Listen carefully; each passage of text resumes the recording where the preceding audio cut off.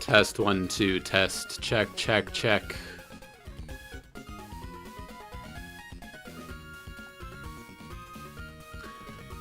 Just testing to see if people can hear me.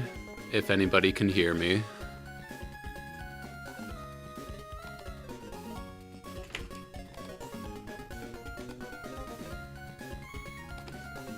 Alright. I think we figured it out. I think it's okay now. The only issue is that I can't have the chat pulled up without having the recording also pulled up. So I'm trying to figure out if there's anything I can do with that. I'll just have to check periodically, but thank you everyone for your patience. Bit of a rocky start, but you didn't miss much. All we did was we showed up in the town. We were getting everything set up for the prologue here. We haven't officially started the run yet. So good news is, you haven't missed anything. We're just talking to our neighbor.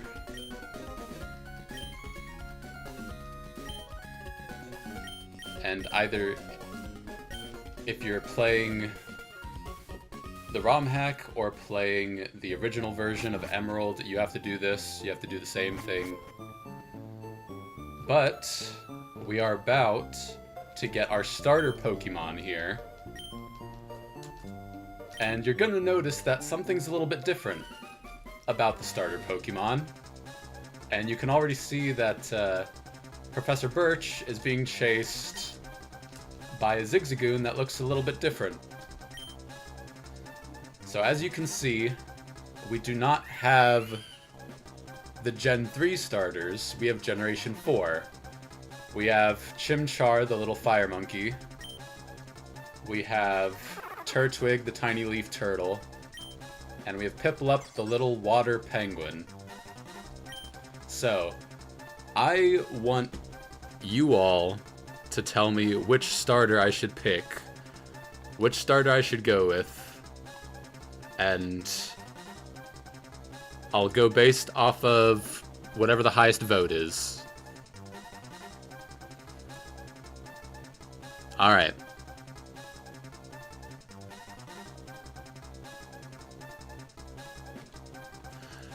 Just waiting for a suggestion here. Alright, we've got one for Piplup. Any other votes? I'll give it a few more seconds. Alright. I think we've waited long enough, so we will start with Piplup. And we'll see how this goes. I have not played this game before, so I've done a lot of research on it. So I have some idea of what I'm in for. But this is just the tutorial, so nothing here should be too dangerous. Oh, that's really interesting. Okay, so what just happened there is my Piplup has an ability called Clear Body, which whenever something would lower its stats, they are not lowered. Clear Body just ignores all stat changes by the enemy, which is actually a really good ability to have, because there's a lot of moves in this game that can either lower your attack, lower your speed, lots of stuff that makes it very difficult to plan. But the best part about this is that it's a Nuzlocke, which means that we have to nickname all of our Pokemon. We have to, if our Pokemon ever faints, we can never use it again. We have to put it in the box. We have to catch the first new Pokemon on every route. If we run into the same Pokemon or the same evolutionary line, we can get a new encounter. And there's no healing in battle, no using items in battle. Only items that your Pokemon holds are allowed. and that makes it very, very difficult. So, I want to see some suggestions about what I should name this Piplup. I want to go with a theme for all of the Pokemon names, so something like names of fruits or cities around the world, something like that. But I wanted to see what you all thought about a naming scheme.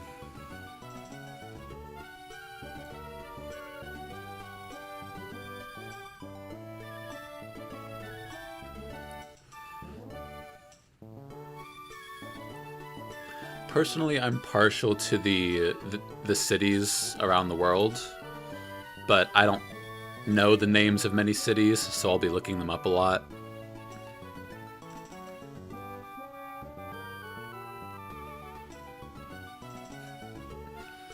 Alright, I like Pablo. I think Pablo's a cute nickname. We'll go with Pablo.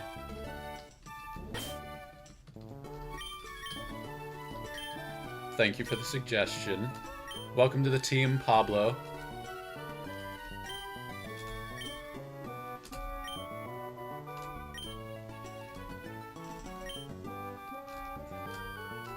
Alright, so the professor is going to give us a couple things here. The endless candy is basically what allows us to level up to the next level cap. And what that means is that we can only get to a certain level, and then we can't go past that level until we beat the next boss, or the gym leader in this case. So that's what the endless candy does. And the repellent just makes it so that no matter what, you won't run into any wild Pokemon going through grass or water or whatever. It just makes it so you don't have an encounter. Alright. So, before we continue, I need to check Pablo. Alright, so Naive Nature is... I believe that's increased speed, lowered special defense, which I suppose is fine. And then the important part here is the IVs. So these numbers can be from 0 to 31. 31 being the highest, and the higher it is, the better it is. So every starter always gets 3 stats that are always maxed at 31. So here we have 31 HP, special attack, and special defense, which is really, really good for this. We also have 27 attack. 7 defense and 8 speed is really not what you want to see, but overall, I'd say it's decent. I have no complaints. Another thing you'll notice is that there's a little pool of water right here, and this is a potential encounter that we can get. But I'm not going to fish here for one reason, and that's because later in the game, you can come back here and you can get a much better encounter if you surf on the water instead of fishing here. And I can actually show you what I'm talking about with Pokemon locations. So because we are in Little Root Town, right up here, you can see that if we fish in that little pool, we're gonna get this group of Pokemon right here. And these Pokemon maybe aren't terrible, but they're not great. Whereas if we wait and we come back when we can surf, we get a new table of these 4 Pokemon, and these 4 Pokemon are all starter Pokemon, which are just in general better and have been given buffs specifically for this game.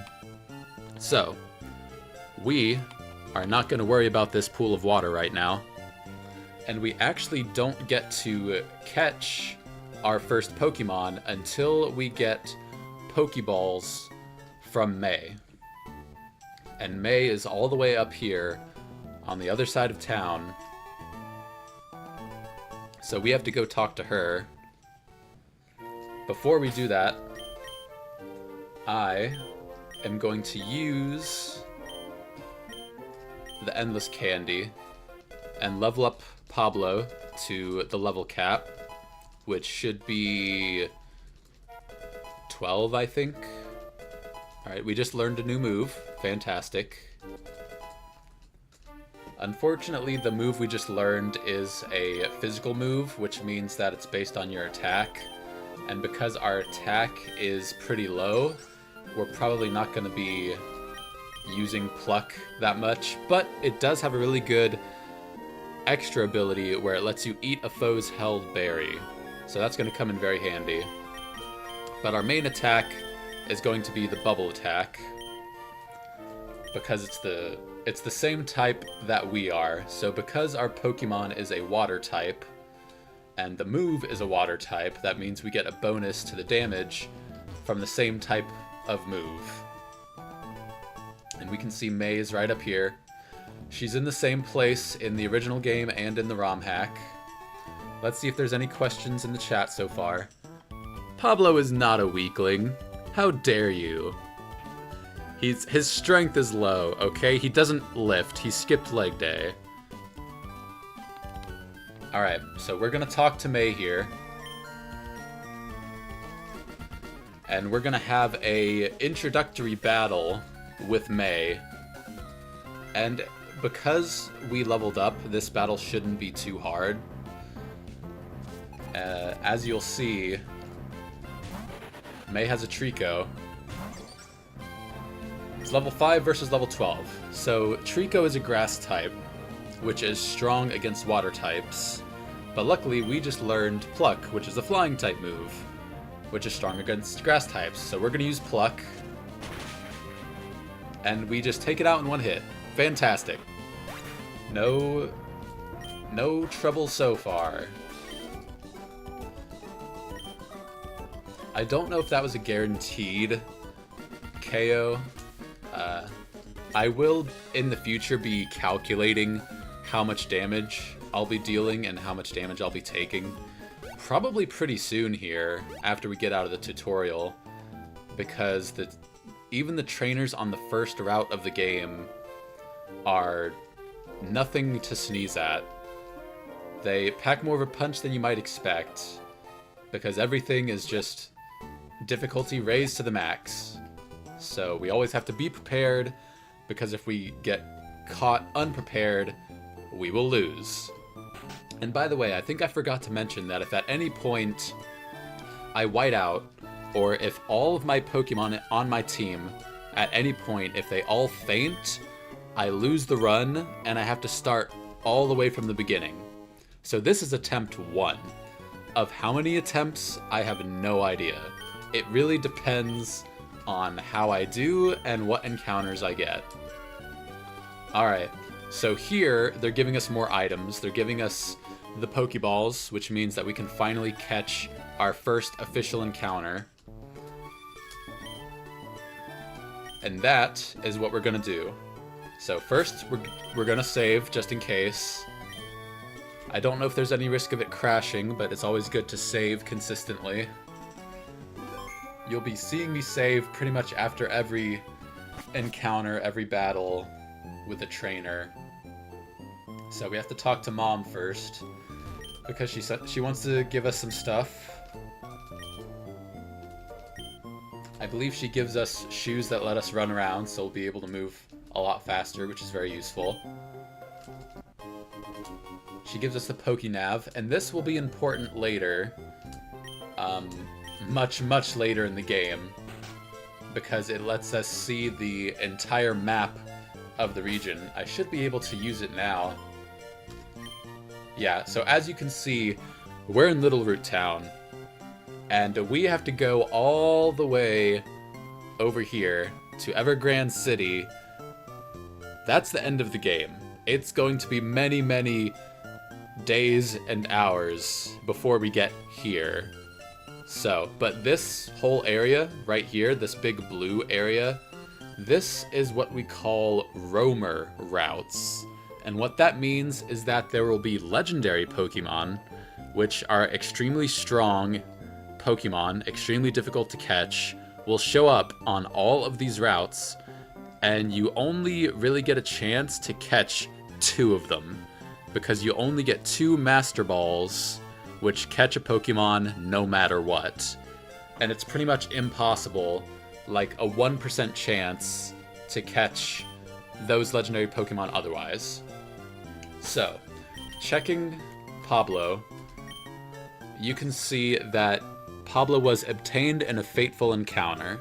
So usually when you catch an encounter, there will be an encounter route listed in the trainer memo. It'll say Route 100 or Route 101 or whatever. But because this said obtained in a fateful encounter, it's basically considered a gift Pokemon. It was given to you due to unforeseen circumstances. So, I actually get to walk straight up here, and I get to walk into this grass on Route 101. You saw it pop up in the left-hand corner. I get to encounter my first Pokemon. So first what I'm going to do is I'm going to look at locations, and you'll see all the encounters on Route 101 here. There's a lot of options, and usually the ones with the lower percent chance to appear are the better ones. So I'm assuming that the Deerling A, which I think that stands for Alolan Deerling, is probably the best. And then regular Deerling at 4%, Litleo at 5%, Pidgey 5%, Starly 5%, and so on and so forth. So the most likely encounter here is a Lillipup, followed by Bunnelby, and then the rest. So we'll see what we get here. It's completely random, have no control over what this is. And looking in my bag, we have 25 Pokeballs, so it shouldn't be too difficult to catch the first Pokemon. Let's see what it is. Alright, so we got Bunnelby, one of the two most common encounters. So it's level 2. Any attack I hit this with will knock it out, so I have to throw a Pokeball straight away. Hopefully it'll catch it in 1, 2, 3. Excellent, we caught it. Alright, now I will need a nickname for the bunny. Alright.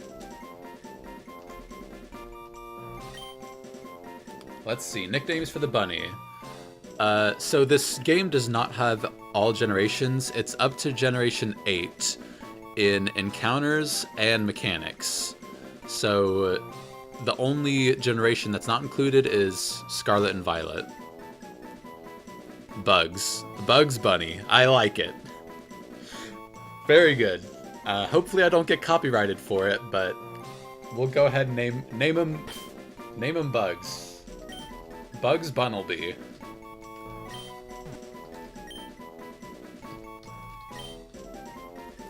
Alright, we've got Bugs. Alright, let's go ahead and check Bugs.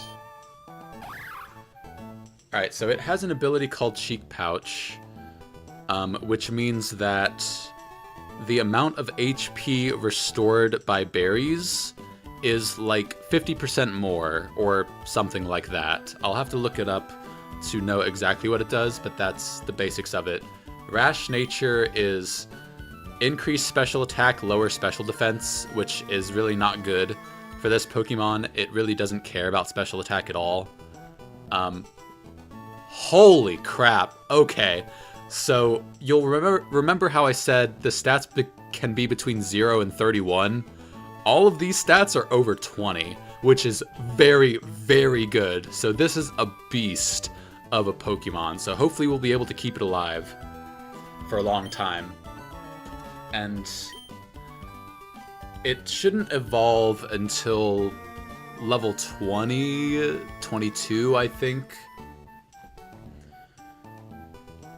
So what we're going to do is we're going to go ahead and level it up. No. And we're going to level it up to match... Well, before I do this, there is actually a strategy. I may have already messed this up, unfortunately, but yeah, so the next encounter we could get is in Oldale Town, which is the town we walked through up north of us. So all the encounter levels are 2 to 3, which means they're either level 2 or level 3. And what I was going to try to do there is something called repel manipulation, which means that if you turn on the repel and you run through the grass with a specific level Pokemon, in this case a level 2 Bunnelby, you would only run into a level 2 Pokemon.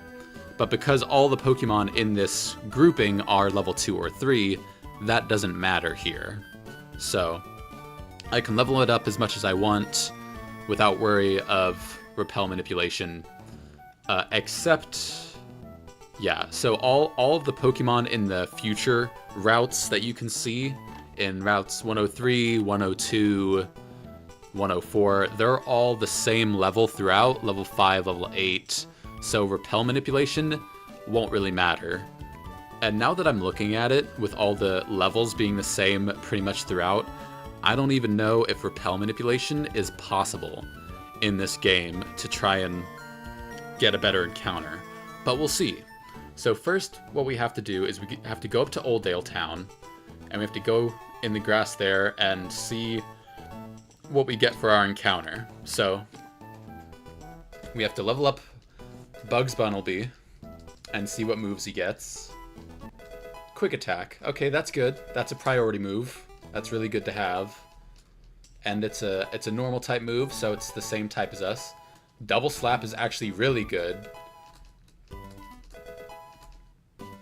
Alright. So we are gonna go to Bugs and go to his moves. And he has all normal type moves at this point, so quick attack always moves first most of the time. There's other moves that have higher priority than this, but most of the time here in the early game, quick attack should go first.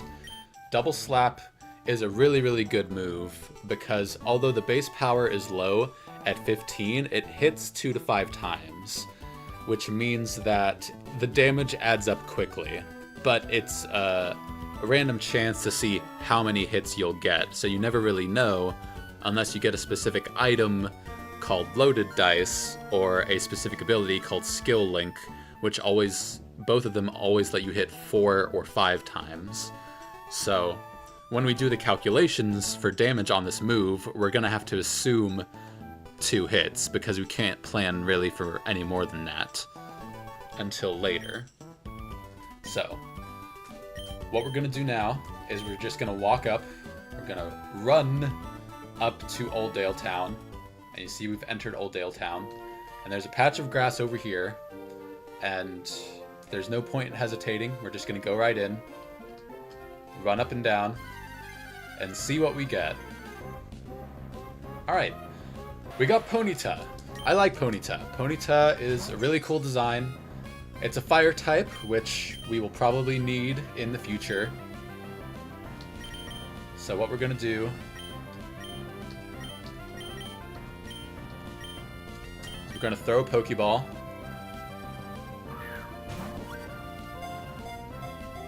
One, 2, 3. Alright, excellent. We caught Ponyta. And now we need a nickname for Ponyta. So, let's see some suggestions for the Lady Ponyta.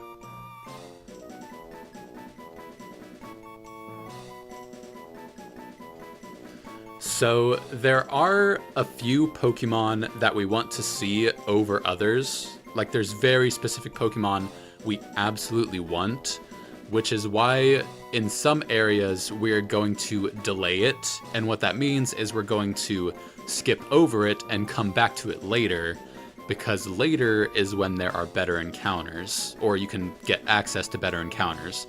So this early in the game, the best encounter you could probably get is a Pokemon called Weedle, because Weedle evolves into a Pokemon called Beedrill, which is basically a bee, and Beedrill is one of the best Pokemon in the game because it's super fast, it hits super hard, and it gets a move called U-Turn, which lets you hit the enemy for a lot of damage and then switch out. Because in this challenge, you're not allowed to switch after your opponent faints. They just send out the next Pokemon in the line without warning. So you really have to plan your switches. And there's a lot of areas in this game where switching is locked down. Freya. I like Freya for Ponyta. But we will see those areas much later in the game where you're not allowed to switch unless you have switching moves like U-turn or a specific item that lets you switch out of battle called a shed shell.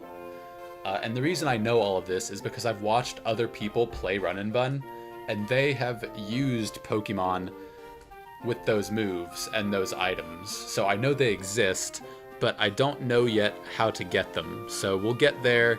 We'll cross that bridge when we get to it.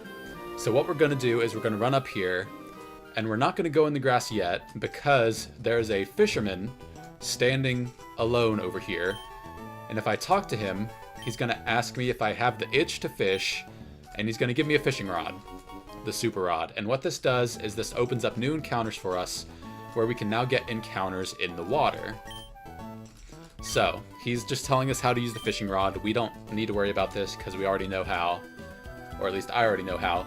So you'll see there's two different options here. I can either fish in the water or I can run in the grass. So what I'm going to do is I'm going to look at the encounter table. So fishing on Route 103, I get these Pokemon here. So looking at these encounters, there's a 10% chance total for Lotad, 20% chance for Chinchou, 20% chance for Skrelp, actually 30% chance for Skrelp, and 40% chance for Tentacool. So Tentacool is the most common, probably the worst encounter on this list if I had to say. I don't know anything about Skrelp, if it's good or not. It is a dragon type later on, so that could be really good for us. Chinchou is really good if it gets the ability Volt Absorb, because it absorbs electricity and lets it heal. And then I have no idea if Lotad is good, but considering the encounter rate is low, I'm inclined to say yes. So those are the water encounters.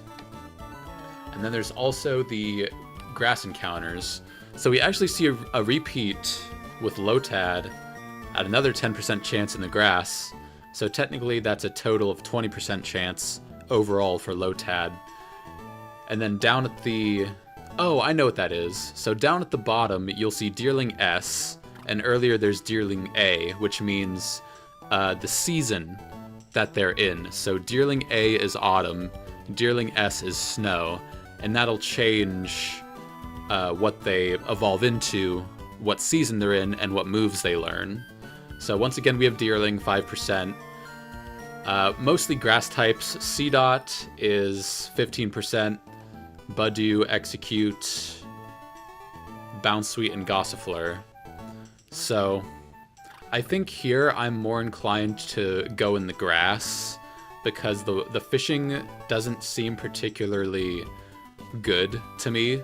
Who knows if that's correct or not, but I want to go in the grass, so that's what I'm going to do. So we're just going to run in the grass right over here. Just check our Pokemon. Alright, so we're checking Freya.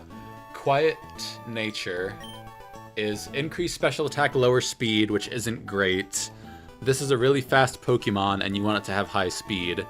Increased special attack could be useful later because it can learn some pretty good fire moves. Wow. Okay. So Freya is the frailest horse I've ever seen. All stats under 10, except for speed, special defensive 0. This is not a good horse. I'm sorry to say, do not bet on this horse. This horse is not going to be here very long. At the very least, it can run fast. So what we're going to do is we're just going to level up Freya.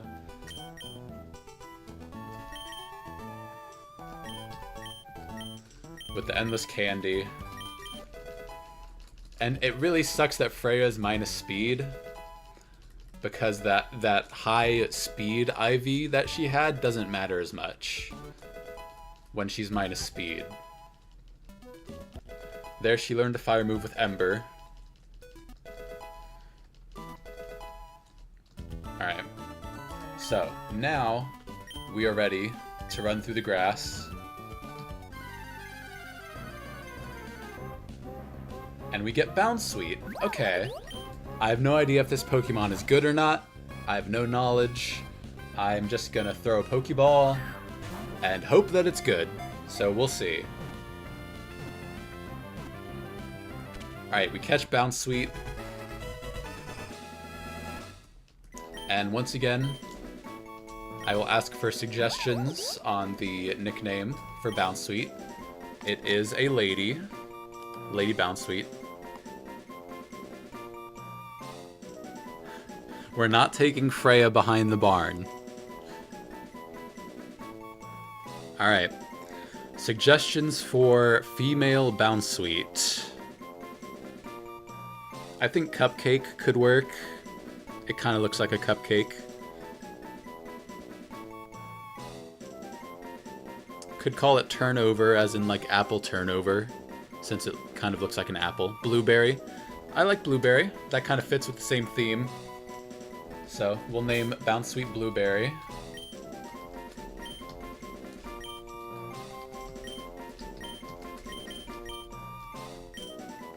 Welcome to the team. And we're gonna check Blueberry's stats. Okay, so it has the ability Sweet Veil, which prevents any Pokemon in the party from sleep, which is really, really good. Gentle Nature is increased special defense, lower defense. I can live with that. I think that's fine. And then we're gonna check the IVs. Okay, that's actually really good. 31 attack really doesn't matter, I don't think, but 24 HP, 24 special attack, 21 special defense. This Pokemon is extremely bulky on the special side. 8 defense, 2 speed, I don't really care about. I could have the speed be faster, but overall I'd say it's really good.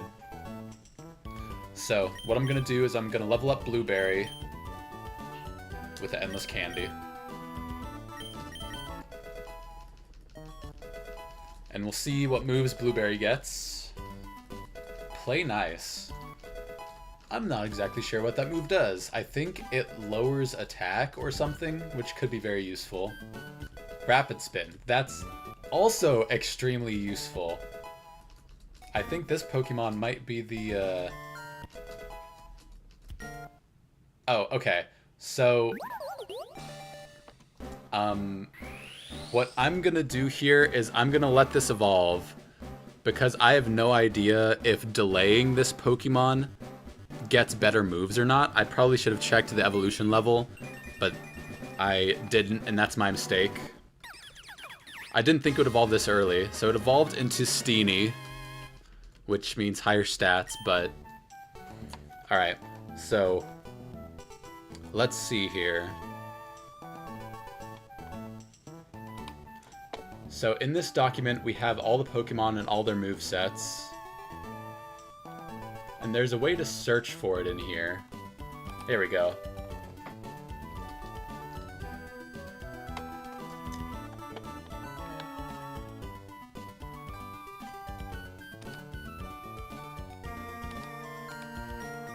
Alright, so here we have Bounce Sweet's level up moveset. And it looks like, thankfully, it didn't get any really good delay moves, really, until level 21 with Magical Leaf, which is a move that always hits no matter what, which would have been nice to have, but that's 9 levels away, and I don't know if I would have wanted to wait for that. Level 23 Teeter Dance could have been interesting. It confuses all Pokemon on the field, but I wouldn't really want to rely on confusion chance. So, Steenie also gets Magical Leaf at 21, so it doesn't matter. There was no difference here. It also gets Sweet Scent at level 17, which is really, really good because it will lower evasiveness in the future, and there's a lot of Pokemon that rely on evasion strategies to make you miss your moves. So I feel like Blueberry is going to be very, very useful. Let's hope that we can keep her alive. Alright, so next should be the route to the west. So that was Route 103. This is Route 102. And once again, you can see we have several options here. We can either fish, run in the grass, or we can wait. So I'm going to look at the entire encounter table again. So looking at the fishing table first, there is a 20% chance to get Carvana, a 20% chance for Remoraid, 20% chance for Psyduck, and then 40% chance for Surskit. So Surskit is the most common Pokemon here. I think all of these options are generally okay. Surskit evolves into Masquerain, and if it hasn't been changed, it should get the Intimidate ability. I'd have to look that up. Actually, I'm going to look that up right now. So we're going to look up Masquerain.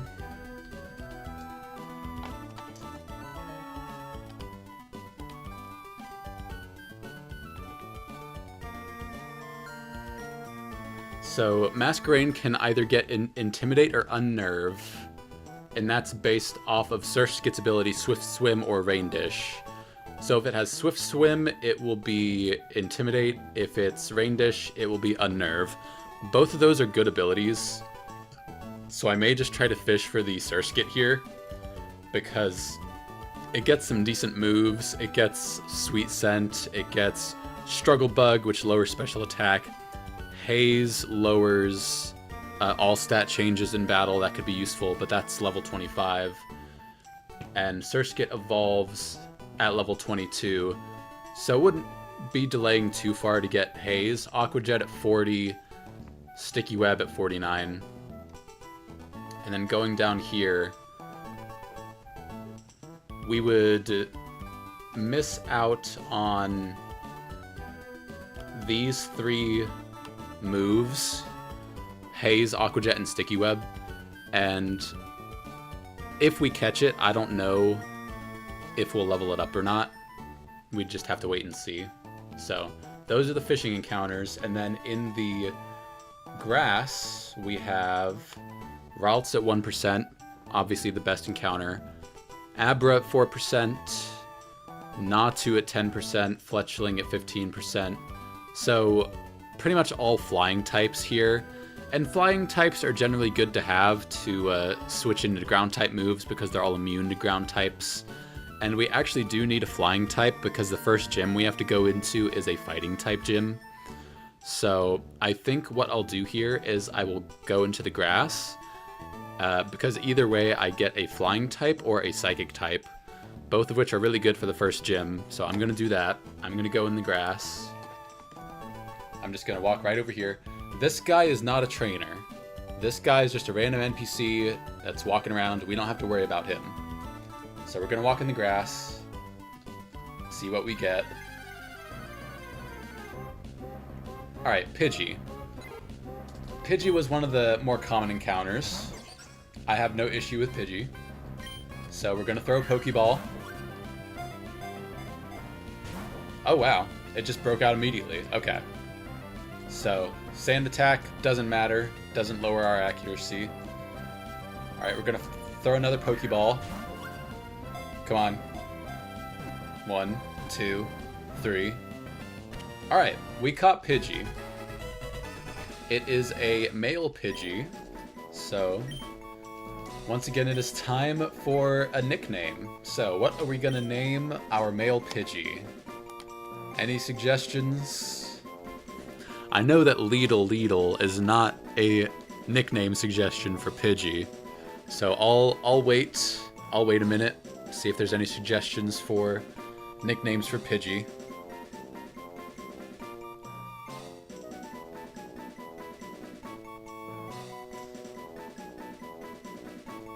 I suppose Pidgey isn't the best option because it's also part normal type, which means that fighting type moves against it will be neutral damage. instead of resisted if it was a pure flying type, which kind of sucks, but Periwinkle.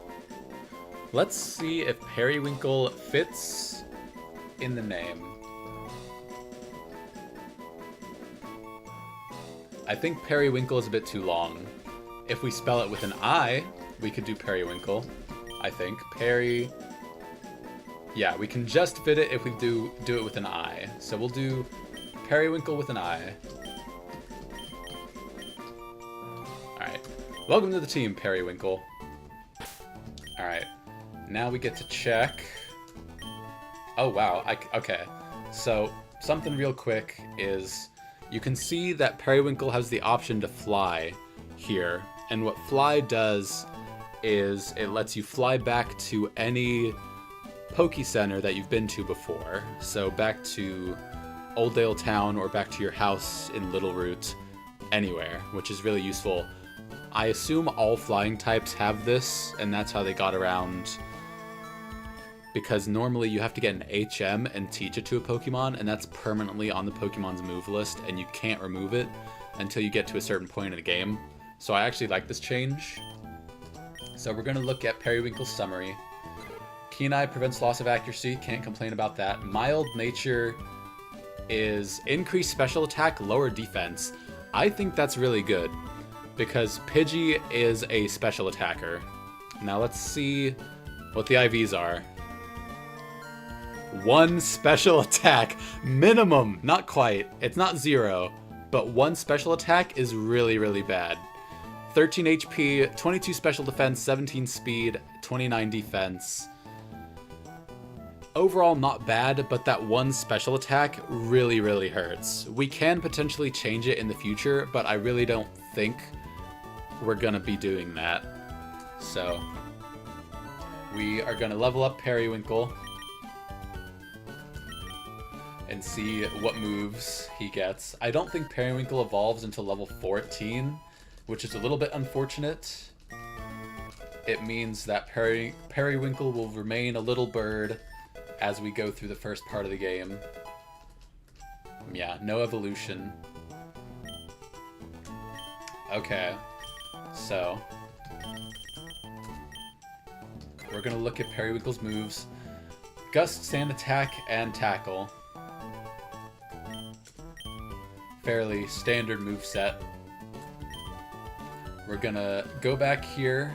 We're gonna go back to the Poke Center. We're gonna heal our Pokemon, because it's about time for our first official trainer battle. Right over in that area, there is a trainer, and we're gonna have to fight him. So I want to make sure my Pokemon are fully healed and ready. So we have to run over here. We've gotten all the possible encounters we could have gotten so far.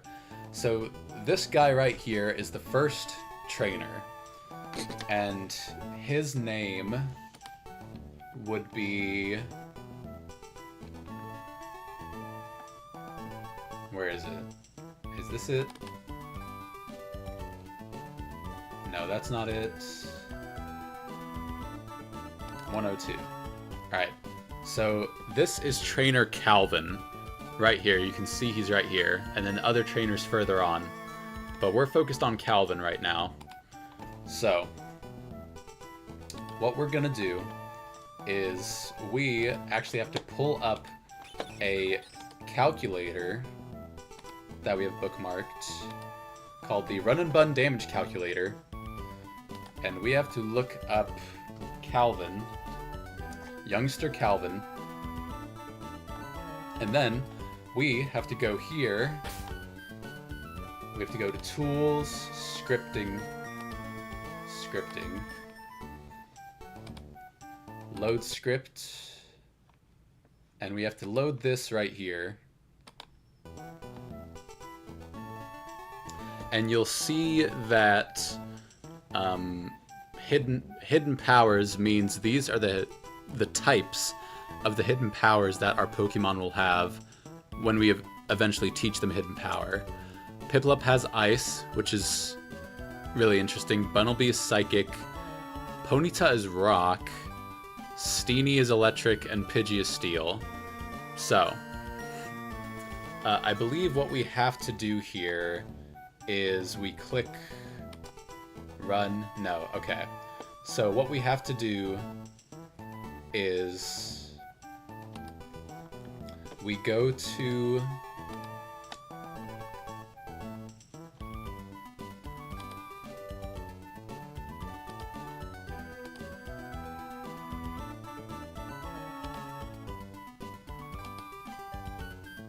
Alright, here we go. So what we do is we copy and paste all this right here. And you'll see my Pokemon have appeared right down here.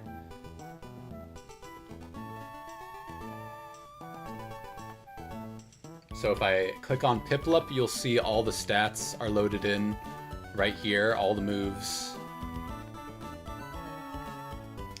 Okay. So as you can see, you'll see the damage ranges up here. So the first of Youngster Calvin's Pokemon is a level 5 Poochyena with only Bite, Quick Attack, and Sand Attack. And it really doesn't do that much damage. Let's see, Lillipup has Tackle, Bite, Sand Attack, really doesn't do much. And then Rookidee. Okay, so Swagger can be really dangerous because it sharply increases your attack and confuses you, so you can hit yourself in confusion. So what I have to plan for here is if I don't get a critical hit and I don't knock it out in one hit, it can use Swagger and make me hurt myself. It also has the Unnerve ability, which means that whatever Pokemon I have out cannot eat a berry. So what I'm going to try to do is try to find a Pokemon that can knock this out in one hit. Piplup can't with Bubble, can't with any of its moves, so I'm going to go to Bunnelby.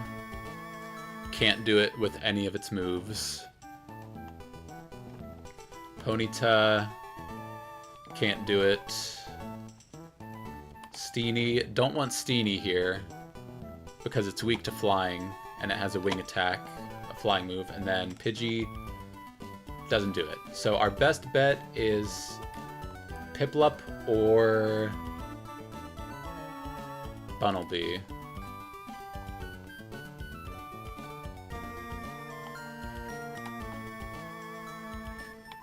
Piplup in general takes less damage, so I think what we'll do is we'll lead with Bunnelby, and we'll lead with Bunnelby against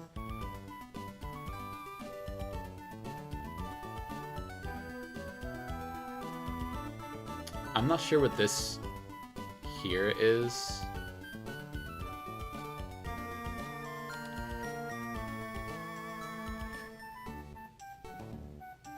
I'm not sure what the 100%. I think it means that it's guaranteed to click Quick Attack because it sees that I outspeed and kill it. So Double Slap actually has the potential to take this out, just straight up. So what I'll do is I'll lead with Bunnelby on this fight. I'll give Bunnelby... I don't have any items to give Bunnelby, so what we'll do... Go up to Pokemon. We're gonna move Bugs into the first slot.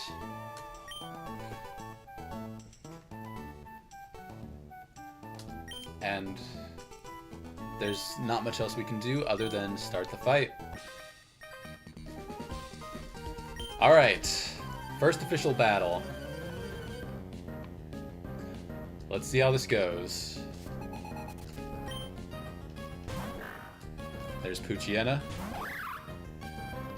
So I'm gonna start with Double Slap. Yeah, so it's guaranteed to use Quick Attack.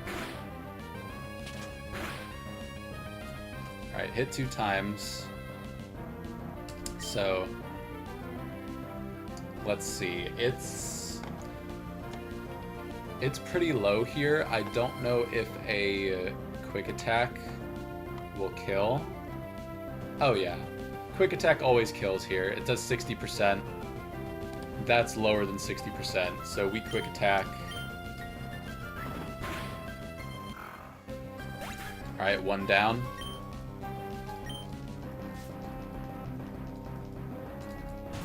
And then we have Lillipup out. So Lillipup is level 6.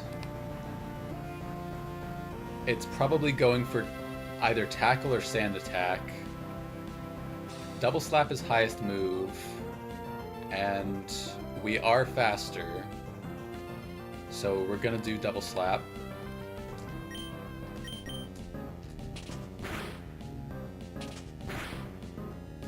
Hit 2 times again.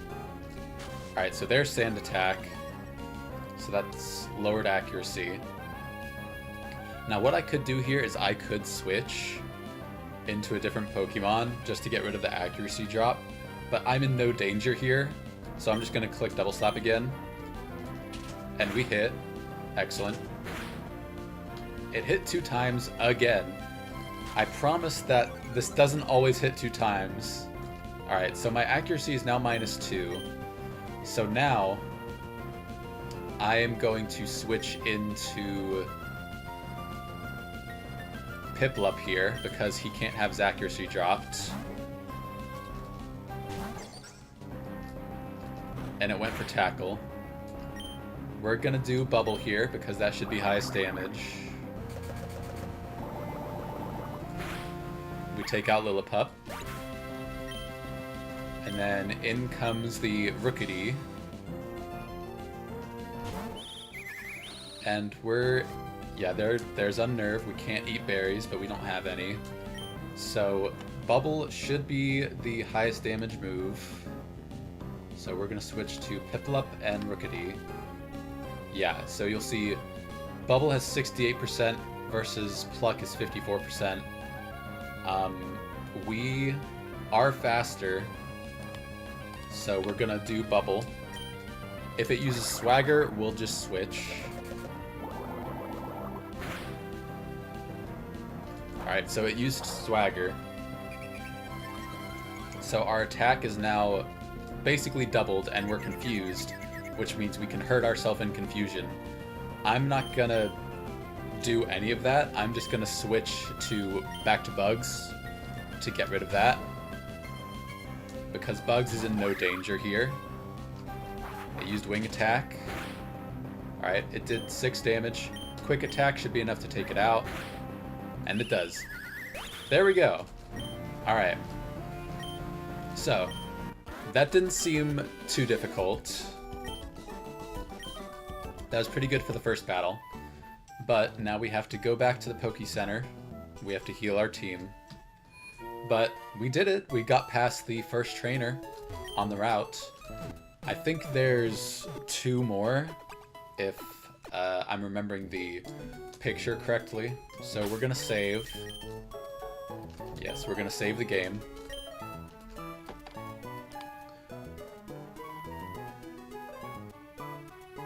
Alright.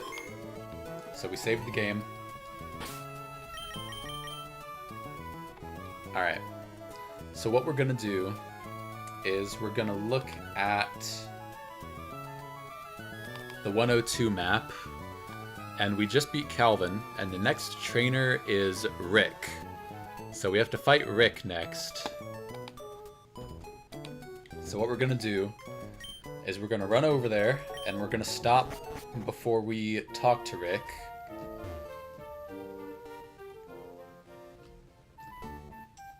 Alright, so that's Rick right here. We are going to pull up the damage calculator. We're going to look for Rick. Bug catcher Rick. Alright. And he has a Grubbin, a Pineco, and a Sizzlepede. So Grubbin has Bug Bite, Spark, and Vice Grip. Piplup is a pretty decent lead, because even with a crit, Grubbin cannot KO Piplup. You can see the highest damage here is 47.3%, so it's only going to do that much on a crit. So the only downside is that Pluck is not a one-hit KO against Grubbin, so we will take some damage from Spark if we don't get the high roll. So you can see all the numbers here vary. So there's just a random number generator of how much damage we deal. So there is a possibility we knock it out in one hit. There's also a possibility we don't. We won't know until that happens. So we could definitely lead Piplup. We could also lead Freya and see how much... Okay, so Ember just straight up kills despite the abysmal special attack. Ember does 113%, so it'll knock out Grubbin. And then Pineco, same thing, Ember one-hit KOs it. And then Sizzlepede has the ability Flash Fire, which means fire moves do not work. You'll see Ember is listed as 0% here, so the only damage we can deal is with Stomp, but minimum damage Stomp is a 2-hit KO because it does at least 50%, and it can't do any damage back to us because all it has is moves that are not effective. So we can actually sweep through this whole team with Freya. So that's what we're going to do. So we're going to go back. We're going to put Freya up front. Congratulations, Freya. You get to be useful.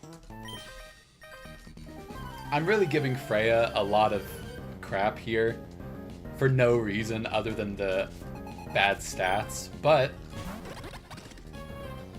Freya is actually really solid here because all we have to do is click Ember twice and then Stomp twice and we win. There's really not much more to say than that. It's about as good as you can get with these types of battles.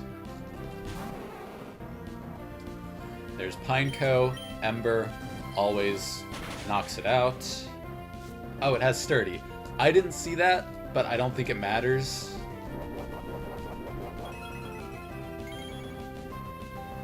Alright, Oranberry doesn't matter.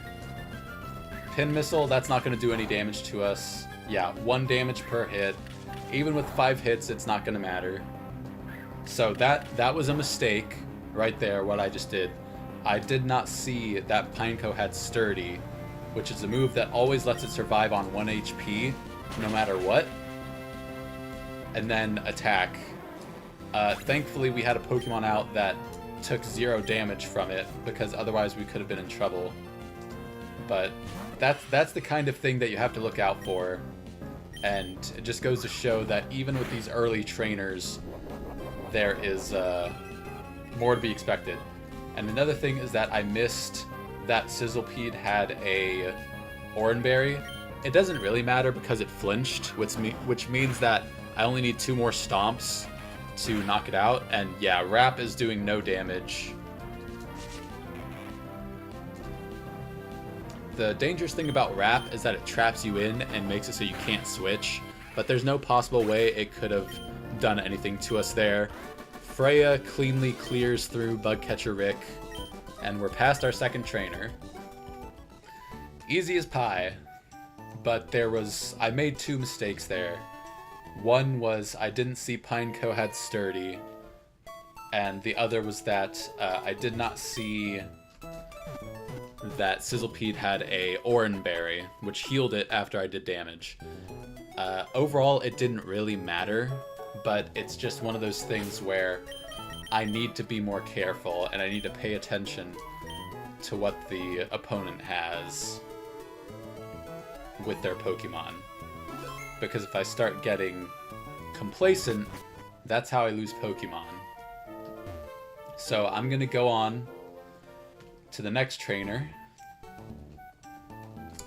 That kid is not a trainer, I know that much. Because that kid is the next trainer. But before we talk to him, we actually go over here and we find 58 Oranberries. These bushes give us different types of berries, they do different things. Very useful. and there's various places in the game where you can get them. We get 70 Pecha Berries, and those cure poison, so those will be very useful. So what we're going to do here is we're going to see who this trainer is. I just need to leave this... Oh, okay. So, this is Alan, right here. So we're going to look up Alan.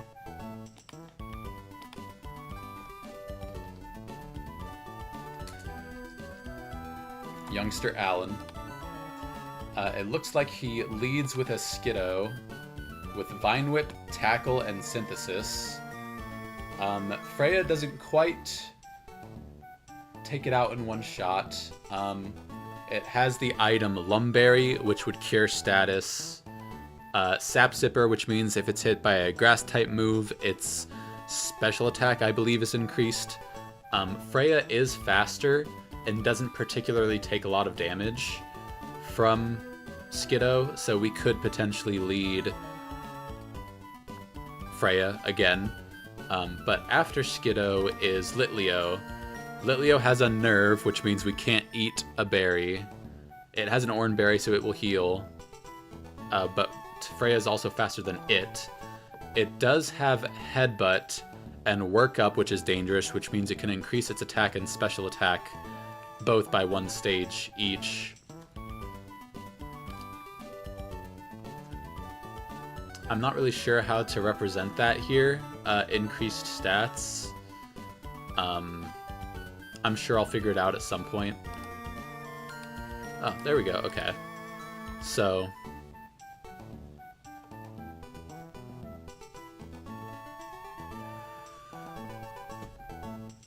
I believe each boost boosts your stats by 50%, so 1 boost will boost it by 50%.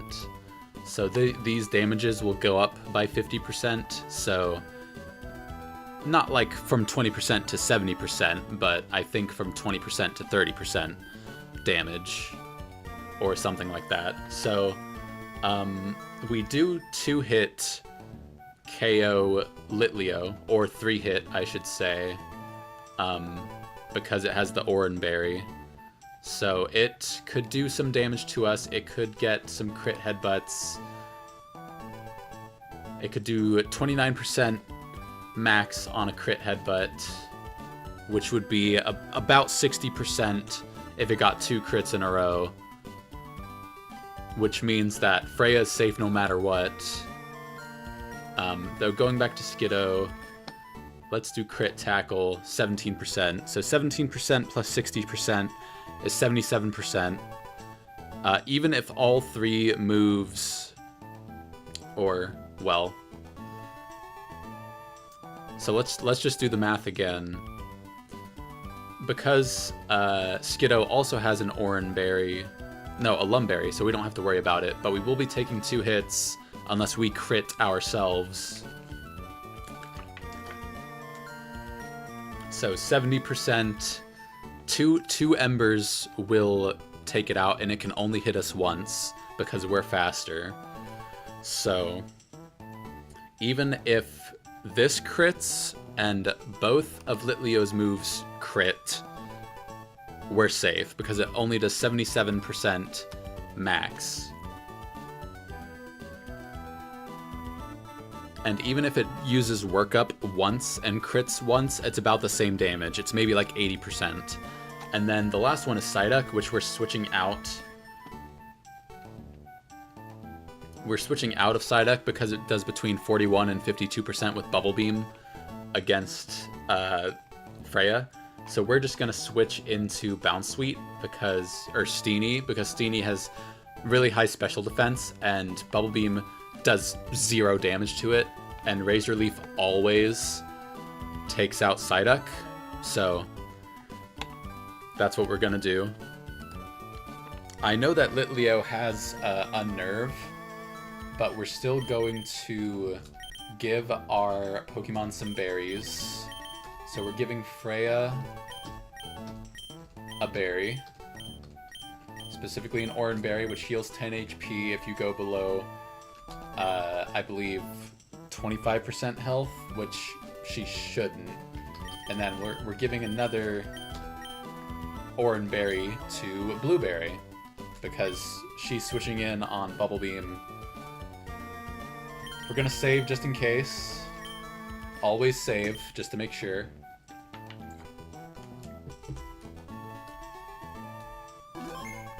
And then we're gonna go into battle.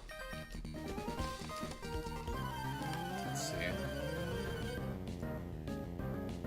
So a Nuzlocke is it's a series of self-imposed rules that people who play Pokemon put on themselves to make it harder. And what that means is people do different things, but most of the time the standard rules are if a Pokemon faints, you can never use it again. You always have to catch the first Pokemon you see on each route. If you run into one you already have, or one you've already seen, you can run and get a different one.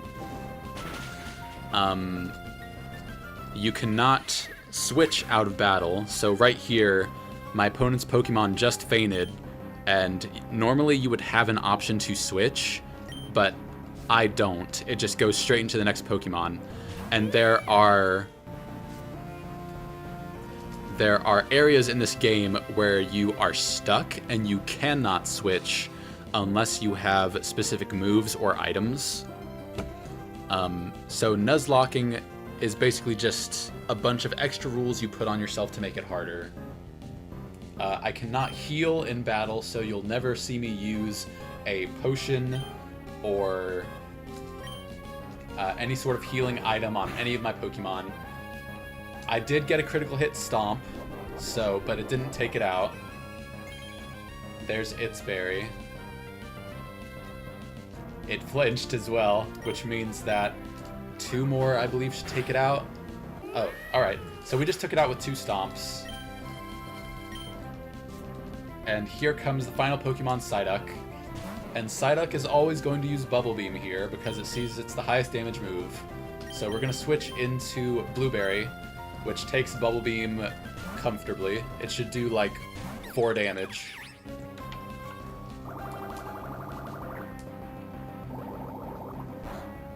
Yeah, it did 3 damage. And then Razor Leaf should always kill here. We'll see if the calculation is correct. Alright, excellent. So, another trainer down. We are 3-0. No issues yet.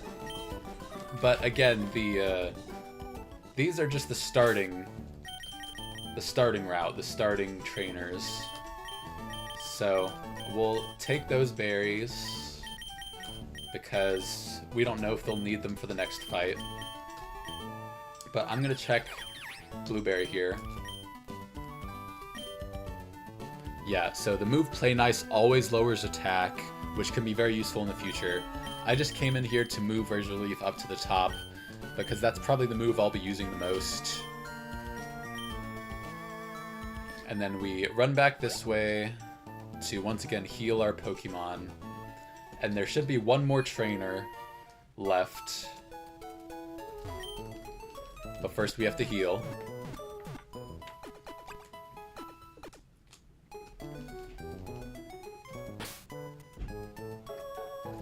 Gonna go ahead and save. I'm just constantly paranoid that my game is gonna crash and I'm gonna lose progress. So I'm saving every 5 minutes, and I apologize for that, but it will save me a lot of grief later if it does crash for some reason. So we run all the way over here and see this trainer right down here is the next trainer we have to fight, and her name is Tiana. And you can see there's a potion right down here that we can get after we pass Tiana. But we have to look up Tiana. So that's what we're gonna do. Last Tiana. Alright, she leads with a Swirlix. Okay, so this is our first encounter with a Fairy-type Pokemon. And what you need to know about Fairy-type Pokemon is 1, they are very rare, and 2, they are very dangerous. Because fairies are the strongest type in the game. They are immune to dragon moves, and fairies just generally are really bulky, hit really hard, and are really annoying to deal with. And you as a player can only get a handful of fairy types throughout the game. You can get maybe 3 or 4 fairy types throughout the whole game. It's crazy. So looking here, Swirlix has an item called Berry Juice, which heals you by 20 HP when you're brought below 50% health. The ability Unburden, which doubles its speed after its item is used, which will make it probably faster than anything we have on our team other than Bugs Bunnelby with his quick attack. And it has the move Metronome, which is a very scary move because it can be any move in the game. No matter what, it can click Metronome. So, we either have to find a way to one-shot this Pokemon or hope that either it does not roll Metronome, or if it does, it rolls something good. Something good for us. So, it looks like Steenie is not the lead here, because we're doing barely any damage, even with Razor Leaf. Even on a crit, we're doing a maximum of 70 damage. So, Steenie, probably not. Pidgey, I would guess not. Yeah, 33%. So that's not great. Let's see Freya. Freya's a little better at 50%. That's a two hits at least, or three hits because of the berry juice. So that means we would be taking 3 metronomes because it would be disincentivized to use Fairy Wind because fire types are resistant to Fairy. So this would be guaranteeing 3 turns of metronome, 2 of which would be in a row because after the first turn, it's faster than us because it's used its berry juice and its speed goes up to 28, which is faster than 26, so it'll use metronome twice in a row. So that's one option. And then, yeah, so Bugs isn't really doing that much damage. Even max double slap, I think this calculates all 5 hits. I'm not sure, but even on a crit, it's doing 66%. And then Fairy Wind is actually doing decent damage back, so it's not really worth leading other than just spam quick attack and hope that Metronome doesn't kill him. And then Piplup, Bubble does 48%, Fairy Wind does 10 to 15. So really our best option is to lead with Freya, and then the second Pokemon also has a Berry Juice. Own Tempo means it can't be confused. At the very least, if Freya survives Swirlix, it will be faster than this Spinda. But it just has Fake Out and Metronome. So it's probably going to use Fake Out turn 1, I would imagine, because the AI usually likes to use Fake Out, which makes you flinch no matter what. So let's go to Freya and see. So Fake Out crit does 29%, which is a lot. Let's see the other Pokemon. That's 38% crit to Bugs, which is not great. Piplup is 26% crit. Yeah, Fake Out just does so much damage because it's... whatever. Okay. Steenie is 26%. Steenie is even more than that. Pidgey is even more than that. So let's go to Freya. Let's check the speeds. So Freya's faster. Piplup is not. Bugs is faster. Steenie is faster, and Pidgey's faster. So the good news is that we have 4 Pokemon that are faster than Spinda, no matter what. So the play here might be lead Freya against Swirlix, because it's doing the most damage. It's 3 hits, no matter what. Or not even... That's only a high roll, so there's a chance that it's more than that. But it's doing the most damage overall, on average, because 40%, yeah. 40% minimum is the highest damage we can hope for. Yeah. We could try to do... No, this won't matter.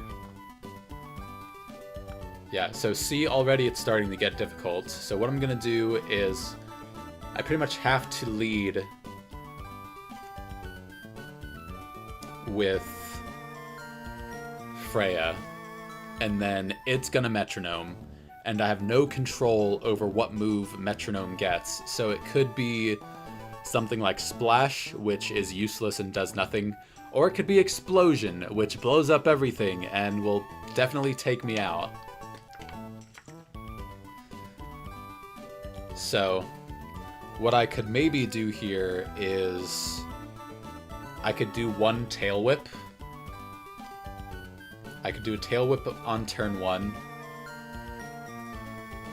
And that would be defense is lowered by 50%, I think. So we would be dealing a bit more damage. The thing is that I would have to do maybe 2 Tail Whips to get a guaranteed 1-hit KO. And again, I don't know how to calculate the stat drops. There should be something on here that lets me... Ah, here we go. So if it's -1 defense... No, that's special attack. -1 defense it's doing 62% flat. So that's a 2-hit KO instead of a 3-hit. Which I may as well just do 3 hits anyway, because I have a chance to flinch on the first turn. But the upside is that if I choose to Tail Whip the first turn, it doesn't trigger the Berry Juice yet, and it's still slower than me. So I have a chance to flinch on the second turn. And it's a guaranteed 3-hit at -1. So I think I have to Tail Whip once, and then just Stomp, and either hope for flinches... Well... Tail Whip once. It uses Metronome. Hope we survive. Turn 2, use Stomp. Takes it down below 50%. Berry Juice activates. Unburden activates. Hope it flinches that turn, because the next turn it will be faster. Best case scenario, we can get 3 Metronomes on Freya. So, on the bright side, we have 3 other Pokemon beside Freya that are faster than... well, not faster than Swirlix, but faster than Spinda. So, with Swirlix at doubled speed, let's see if anyone is faster. Bugs would be the only option because he has quick attack. So, what we have to do is we have to give Freya a Oranberry, because that's pretty much the only chance we have of surviving a hit. And then we have to give Bugs an Oranberry. And then we shouldn't have to switch into any other Pokemon. But in case we do, for some inexplicable reason, I'm going to give them all Oran Berries just to be overly cautious.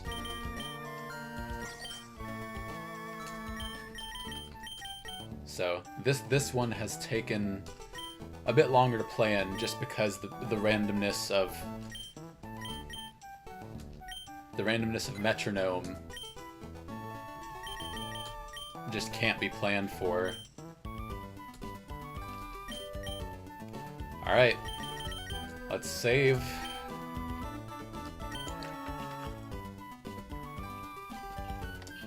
What do y'all think? You think I'm in trouble?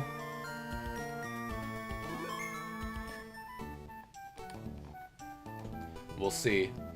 Make absolutely sure we're leading with Freya. That's important. Okay. I'm as prepared as I can be. Wish me luck. Alright. The first check of the run. And what I mean by check is getting lucky. Because this thing has a move that can do anything. Alright, remember, we tail whip once. We tail whip here. It is going to use Metronome. Please don't be bad. Okay. Okay, so that was really good for us. The move it just used was a very powerful move, but it has 50% accuracy, so it was a coin flip of whether or not it hit there. We're still good. So now we stomp, because we... well, okay. I want to take a second here, and I want to check if -2 defense is a guaranteed KO. It is not. Okay, so I don't want it to use any more metronomes, and there's a chance for it to flinch, but it will be faster after we do this. So I think I just stomp here. So I'm going to stomp. Yeah, we did 60%. There's the berry juice. It is now faster than us, but we hope it flinches.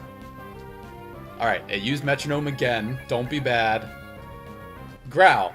Okay, that takes us back to neutral attack. So I'm -1 attack, they're -1 defense. So we are now dealing neutral damage.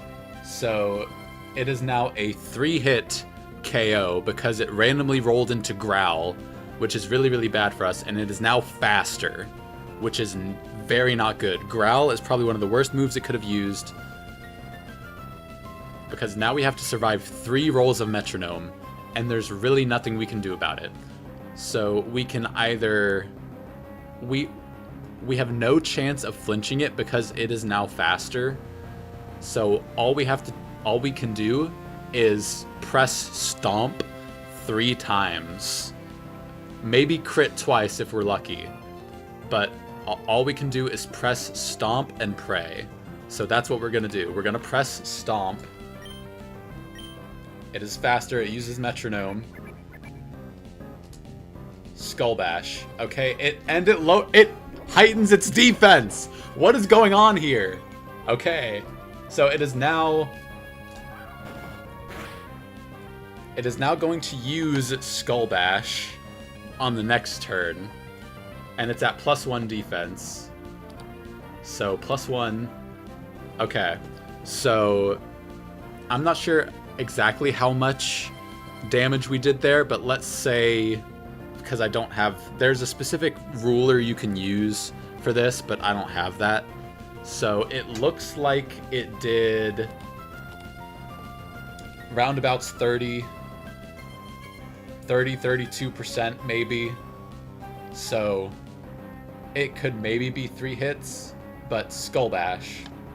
So what I'm going to put in here is Skull Bash. Alright. It's a 130 base power move, which is really bad. But this means that it cannot use metronome on this next turn. It's just going to use Skull Bash. And the maximum Skull Bash can do to us is 26%. or less if we growl it. I don't know if it's worth it to use growl because that's a waste of a turn. We just want to do damage. If it crits us, it does 38%, so we're okay. It's scary because it's high power, but I think we're safe to just stomp again. So I'm gonna stomp.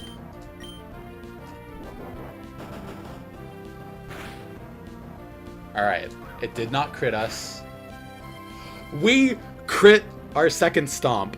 One more stomp will take it out. We just have to survive one more metronome. We have to stay in here. We cannot switch to anything else because we have no idea what it's going to roll. We use stomp. I don't know why it used Fairy Wind there.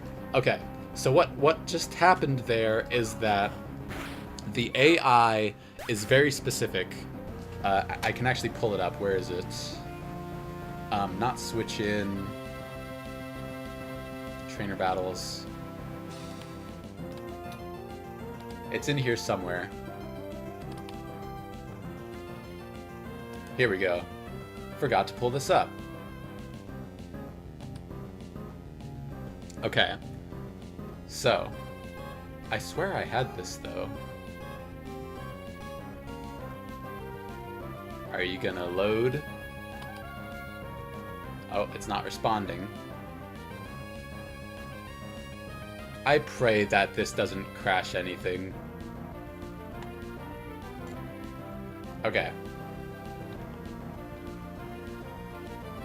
Okay, so you'll see here that the AI in battle gets a certain bonus for certain moves. So, the AI was faster than us, so it got either a plus 12 or a plus 14. I think these numbers mean that there's an 80% chance it got a plus 12 and a 20% chance to get a plus 14. I'm not sure, so it was faster, but it did not see that it killed us. It couldn't switch because it was the... No, it could have switched, but it's disincentivized. Yeah, because the other Pokemon in the party was not faster than us. Okay. And it was below 50% health. So, yeah, it will roll a random damage roll for all of its attacking moves, and the highest damaging move gets the following score. So, basically what happened is the score for the AI was higher to use Fairy Wind than it was for Metronome, which is good for us because it means Freya survives, and Spinda comes in without really any danger because we can go back here, we can click on Spinda. We are faster than Spinda. We haven't taken a lot of damage. It probably wants to fake out here. It's either going to fake out or Metronome. Once again, we're faster. If it uses fake out, that will do a fair bit of damage to us, but we don't want to switch into anything else. So what we're going to do is we're just going to continue with Stomp because it's the highest base damage we can get. So we're going to Stomp. Yeah, it used Fake Out. Perfect. Absolutely perfect. That's what we wanted, because it activates our Oranberry and gets us back up to higher health than we already were. So even if it rolls, it will only do Metronome now because it cannot use Fake Out. You can only use Fake Out on the first turn. It will only use Metronome, which means that we have to survive, well, we have to survive 2 because we're faster. So first Stomp, and Tail Whip doesn't matter because it won't do enough damage. So we do first Stomp. There's the first. Throat Chop. That's... okay. Oh, and it's burned. Perfect. Freya, I'm sorry for every bad thing I've said about you.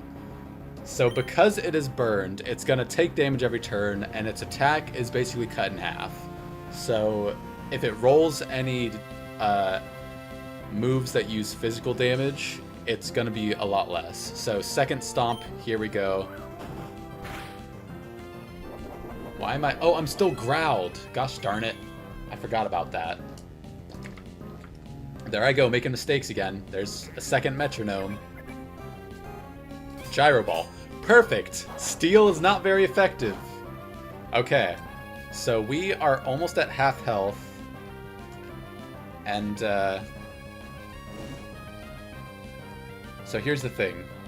I forgot that we are -1 attack. We got growled. So Tail Whip would have been the right move, but I forgot. That's a mistake I made. Even 3 embers would not kill this. So if we Tail Whip it, it would basically be back to neutral and it'd still be 3 hits. So it'd be 4 more turns and 3 more metronomes. Or we can switch, but switching with metronome is... you never know what you're gonna get. All my Pokemon are faster than this, but it's really a matter of who do I want to sacrifice. And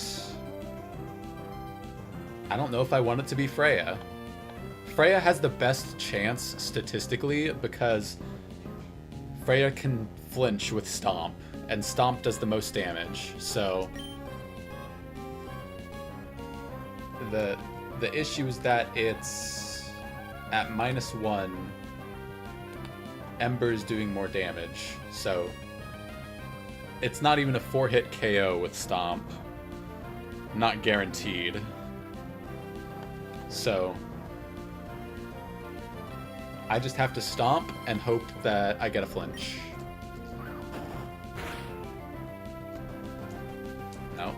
There's the first. There's the next metronome. Lunge. I am getting so lucky with these metronome rolls. You do not understand. But I probably have to switch now, because that was not very effective, but it lowers my attack again. So I can no longer go for Stomp because I'm at -2 attack. So as you can see, -2... yeah, I'm doing even less damage than before. I can start doing Ember, but that means that I do not have a chance to flinch. But again, I do not want to switch, because any switch is a danger of fainting. So I can...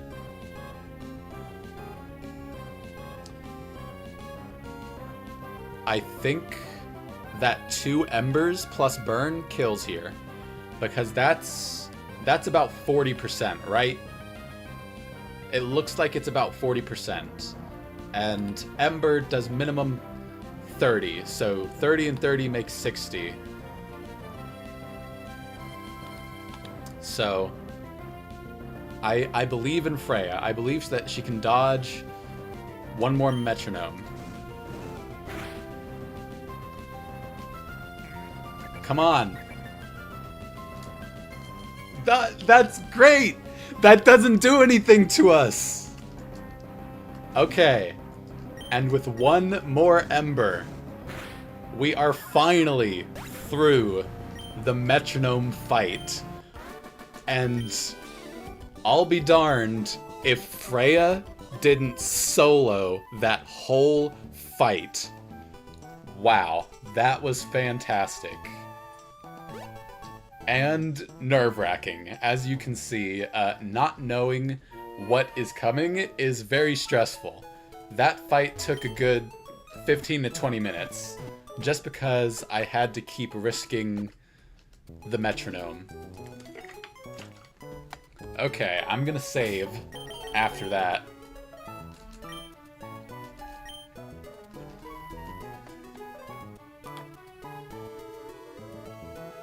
Yes, we can in fact bet on this horse. I agree. She is doing well. She is pulling her weight, I will say. At least here in the early game. We'll see later down the line how she fares. But I believe that is all the trainers on the first route.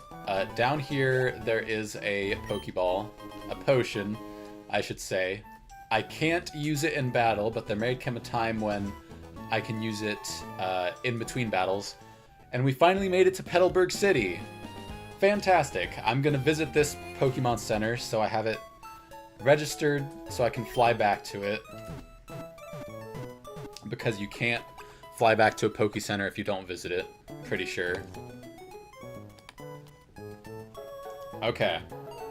So.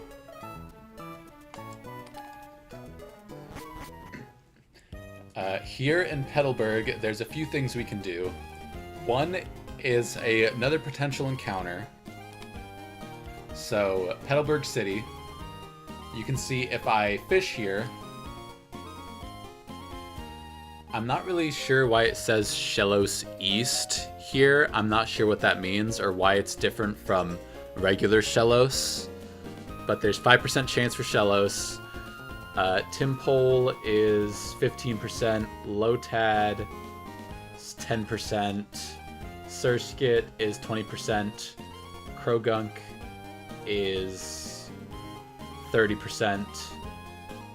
And then Shellos is... Okay. So, here's the thing. You never want to fish here. Why? Because you can come back and surf for one of the 2 best Pokemon in the entire game. Because Poplio is one of those fairy types I was talking about earlier, where you only get a handful through the entire game. So you want to wait until you can surf on the water to get this encounter. Same thing back in the starting town. Back in Little Root Town, there's that little patch of water. You want to wait until you have surf so you can come back and get the better encounters. So we're not going to get this encounter yet. Hopefully we'll make it that far. Who knows? But for now, we're going to ignore the water. And we have to go in here and talk to our father, who is going to guide us through another bit of prologue, where this is something you always have to do if you want to move forward. We have to talk to this kid named Wally, and we have to show him how to catch a Pokemon. And Wally is going to be a recurring rival throughout the game, and he's going to be very difficult, as is fighting May. All the future fights with Wally and May are very difficult, no matter where you find them. But you're forced to go through this. This is basically just a cutscene that we have to sit through. So, from here we just have to watch Wally go catch a Pokemon. And of course he gets the rarest encounter in routes. It's not fair, man.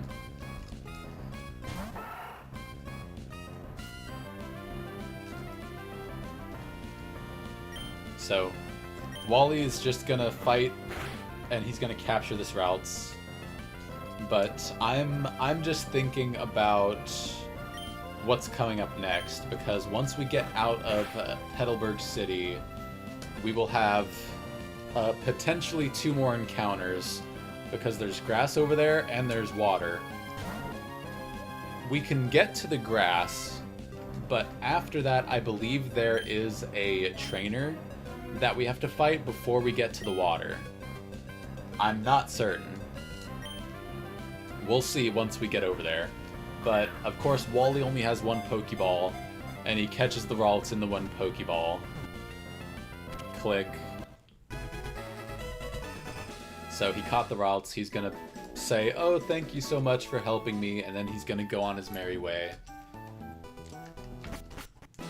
Yeah, so we're back in the gym. Our father Norman is talking to us.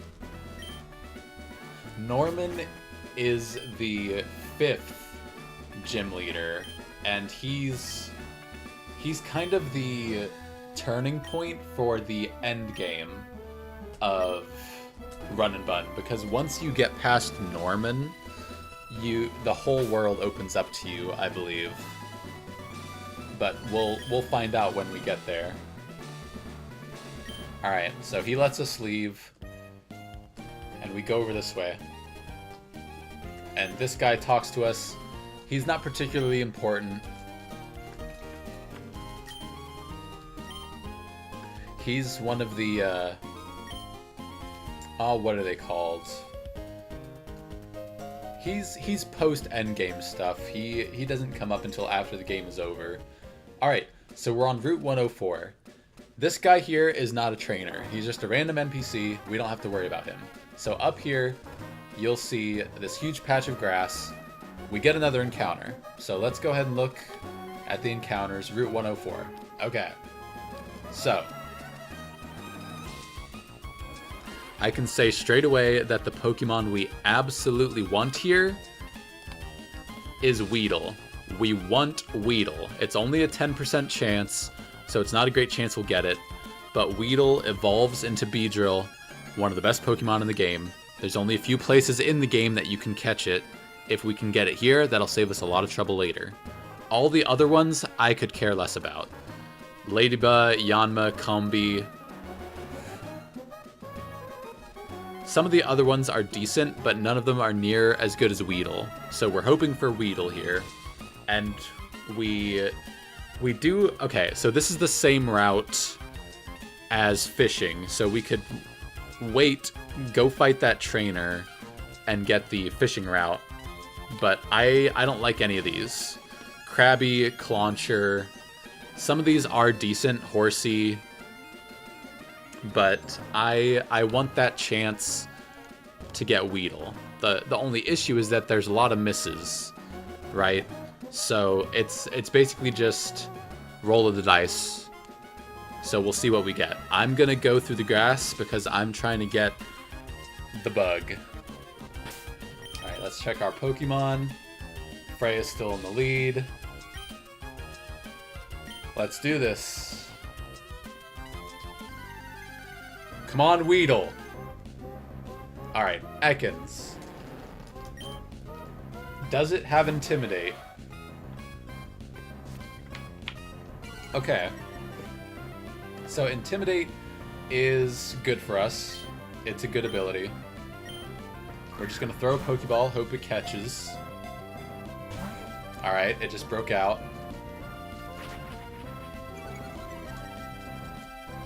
Alright, come on, get in the ball.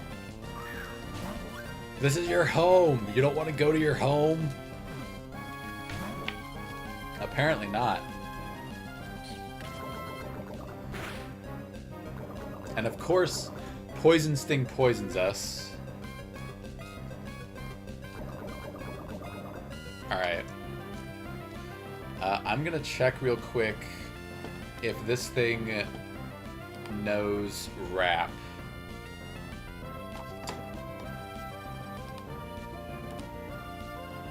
It does. Well, it's level, what, 5? Yeah, so it knows Rap, Leer, and Poison Sting. So because Freya is poisoned, I do not want her getting trapped in here with the Ekans trying to catch it over and over, and I just die to residual poison damage, right? So I have to switch before it does Rap. So I'm going to switch now. And we will just go into...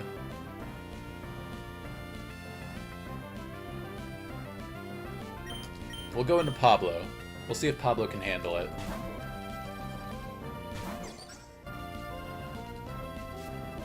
Alright, it used Leer. That doesn't affect us. Let's try one more ball.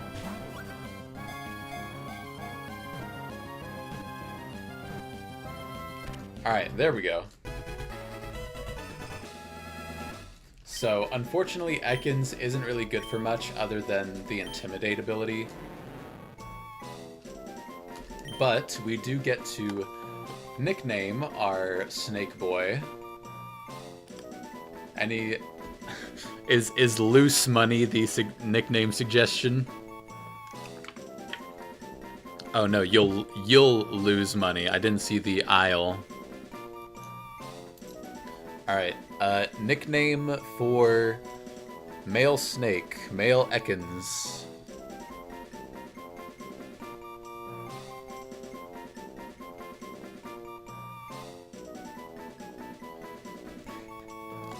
Are you saying that Callum is a snake? Alright. So we'll do Callum. Callum the snake. And then we will check Callum right here. Timid is increased speed, lowered attack. I suppose that's fine. Check the IVs. Really good IVs, actually. Look at this. Four stats over 20, and then 2 at 14 is actually pretty good. So we'll see if this is a guy. We'll see how useful he is. I'm gonna go back to the learn set real quick. Evolves. How does it evolve? Evolves at level 22, so won't be evolving for a while. It does get Seed Bomb at 24, which would help it against ground types. Poison Fang at 17 is pretty good. Acid Spray, and I'll have to check. Where is it? Move changes. Doesn't look like there's any move changes to Acid Spray because it's alphabetical. So I believe Acid Spray harshly lowers either defense or special defense. I'm not sure which. But that could be useful. Alright, Arbok. It gets Crunch at 22 and Seed Bomb 25. Yeah, there's really no reason to delay this because it gets Acid Spray at 29. Yeah, there's no reason to delay this. There's no reason to wait. We'll just evolve it at level 22. I'll probably look at it again when the time comes for it to evolve, but for now, we are going to level it up with the candy. We'll just take a minute. Callum is gaining experience. Callum learned Bite. Alright, Callum wants to learn Glare, which we will absolutely learn. I feel like Wrap is probably not... we don't want to keep, because we're not trying to trap our foes in, really. And then Glare, it just paralyzes the foe. So I feel like getting rid of Wrap is the right call. It is good damage over time, but... Alright, Callum learned Glare. He's got that,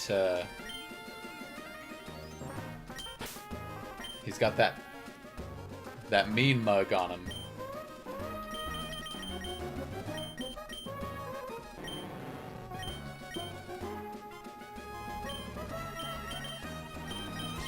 Unfortunately, lowered attack means our physical moves are going to be doing less damage, but that's really not why he's here. He's not here to, he's not here to deal damage, really. He can, but he's not, that's not his main purpose. Alright, so Freya is poisoned, and you'll see, as I run, Freya takes damage. Now, if she faints to this, I have to box her, but thankfully, we're close enough to the Pokemon Center that we can heal, and that was probably stressful for some of you, but we were plenty close enough. Freya had more than enough health left, and we're just gonna save right here.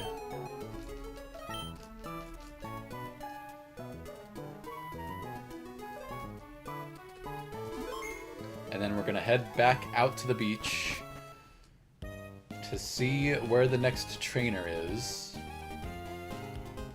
because we cannot go up this way. It's blocked off, as you can see. So down here, this is the next trainer. This guy right here. So, we have to look at the maps. Where are we? Route 104. This is Mikey, right here. And you can see there's some hidden items in the ground. And then another trainer up here. And something called a heart scale, right here. We want to collect as many of these as we can, because heart scales are very, very important in the late game. They let you change your Pokemon's nature, They let you change moves, stats. They let you change everything. Problem is, there's only, I think, 12 in the game. There's not a lot. So these are all the heart scale locations. So there's 31. 31 total heart scales in the game. And this will be our first one. So first we have to look up Mikey. So we're going to do that.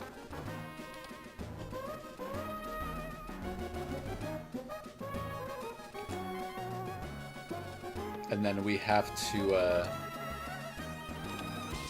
do this again. Scripting. Load script, because our team has changed.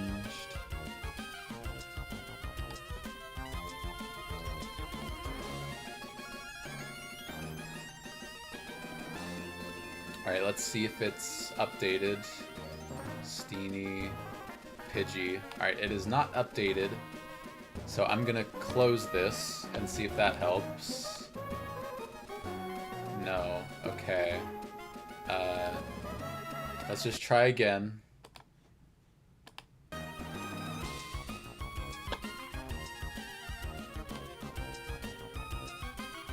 Alright, let's try this. There we go. Okay, that updated it.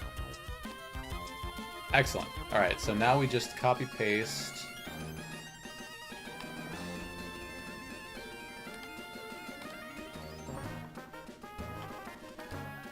And you see that Callum has been added here. Alright, Mikey starts with a Krabby. Krabby has an Oranberry. He has shell armor, which means that critical hits are ignored. Critical hits don't happen to him. And he has a relaxed nature, which means plus defense minus speed. So this thing has 105 attack, 90 defense. Very hard to get through. And it has Aqua Jet, which is a priority move. Always goes first.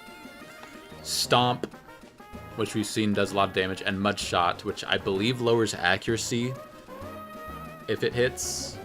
I can check the document. Looking for Mud Shot.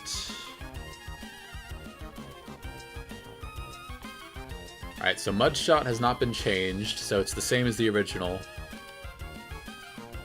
Okay, so what do we want to do here? We absolutely do not want to lead with Freya here, because water versus fire is not good. Aqua Jet could just absolutely destroy us. So, Steeny seems like a good matchup. 2 Razor Leafs could take it out, and we are faster. So that looks pretty decent. Even Crit Stomp is only doing 50%. It does have Oranberry, but unfortunately Oranberry would take it out of 2 hits of Razor Leaf, because it would get 10 health back. And we can't crit. So if we high roll one of the Razor Leafs, then it will go down. But otherwise it is going to be a 3-hit. We are faster, but Stomp does a lot of damage to us. Yeah, 50% on a crit. So if Stomp crits us, we're going to have to try and switch. But switching on this thing is really not what you want to do. So let's assume that Stomp crits turn 1 and does 50%, right? Let's say it's max roll crit. This is the worst case scenario. It can't flinch us, which is good, but after that we would gain back 10 HP, so we would have let's see, just checking my Pokemon. Alright, so she has 37 HP, Stomp crit would deal 17 or 18. So that could potentially trigger our Oranberry. So if it takes us down to... if it deals 18 damage, we'll go back to 28. And then 50% of 37 is 18, rounded down. It does... crits do 1.5... well, it does 51%, so... I think with the Oranberry we are safe because we have 37 HP. We deal 50% no matter what. It can only deal 50% on a crit. So without crit, it's doing between 30 and 35% damage. So it's probably gonna do Stomp first turn and then maybe like Aqua Jet on the next turn. So after that, I think we're safe to just Razor Leaf twice. Then Yanma will probably switch in because it sees fast kill with acrobatics because it's not faster now. Is it? No, but it will be after +1 speed. How do I do this again? +1 speed. Okay, so it's not faster after +1 speed, but we really can't do a lot of damage to it, and it's doing a ton of damage with acrobatics or Sonic Boom. And Sonic Boom is just a move that deals a flat 20 damage no matter what. So if Steenie is below 20 health, we have to switch, and she likely will be after a combination of Stomp and Aqua Jet. So let's go back to Krabby real quick. So Stomp deals minimum 29.7, so let's just say 30. Minimum 30. 30% of 37 is... 10% is 3, so 30% would be 9. 9 damage from 37 is 28. And then 10%, let's say 11% from Aqua Jet. And this is minimum, by the way. 11% from Aqua Jet would be 3 or 4. So she would be at either 25 or 24, assuming neither of those crit. And then Yanma probably comes in. If Acrobatics crits, it does 80%, she's dead. But he's not faster turn 1. Oh, actually, so what's happening here, again, I almost made a mistake, is it's holding an Iron Ball, which means its speed is halved. So I guess they gave us a bit of a boon here. So its speed is halved. So it sees it slower, but it sees that it two-hit KOs with Acrobatics or Sonic Boom. So Yanma probably comes out next after Krabby and will click either Acrobatics or Sonic Boom. Doesn't really matter which, because when it comes out, we are clicking Rapid Spin just to do some chip damage, right? And then it gets a speed boost. So plus 1 speed is 19. And then the issue is that we have to switch if we don't want Steenie to die. And if we switch in Ekans has 33 HP. If he comes in on a Sonic Boom, that will take him to 13 health, but the Oranberry he's holding will take him up to 23 health. But that is... so he'll be able to survive one more Sonic Boom, but the Yanma will now be at +2 speed, so he'll be faster, and he will probably click Sonic Boom again. And we could glare. We could do glare to slow him down. Because Paralyze reduces it by 75%. Which means that 75% of 26 is...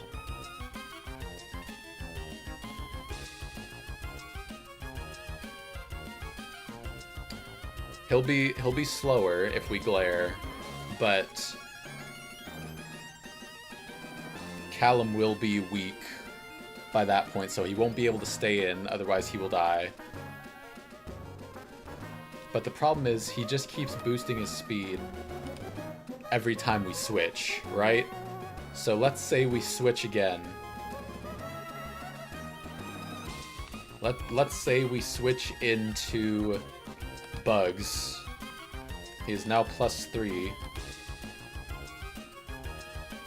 And yeah, like Sonic Boom deals, takes him to 14, up to 24. Okay, so I think what we're gonna have to do is, because Bugs has Quick Attack, we are gonna have to rely on him to do some damage to this Yanma, because otherwise it's gonna absolutely destroy our team. So, to go through it again, start with Steenie.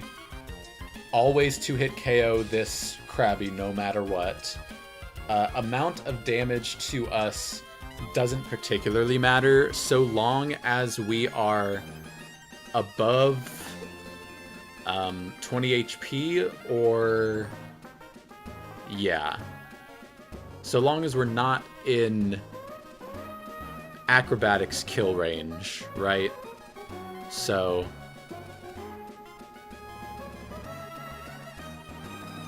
we are still faster than Yanma, so we can get some chip damage with Rapid Spin. Play Nice is useless here because Sonic Boom does a static 20 damage no matter what. So we do Rapid Spin, we do a fifth of his damage. It's really not much, I know, but we have to get some damage on this thing, and this is the best way to do it. So we do Rapid Spin. We should survive either Acrobatics or Sonic Boom, because if neither the Aqua Jet or the Stomp crits, we are taking just over 50% damage max if neither of them crits. And the Oran Berry will trigger and will get us out of kill range unless... yeah, so the only thing that could kill us is crit Acrobatics. Because no matter what, we're out of either Sonic Boom or Acrobatics. Standard, anyways, like lowest roll. The problem is that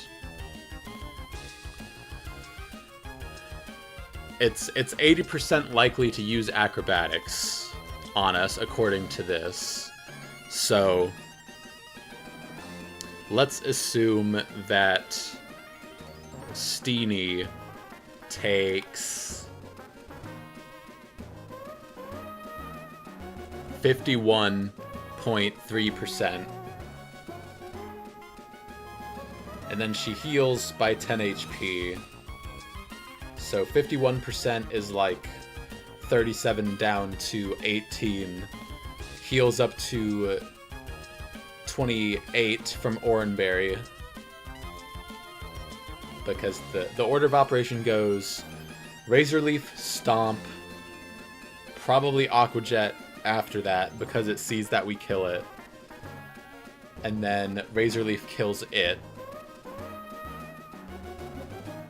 The Aqua Jet should trigger our held Oran Berry.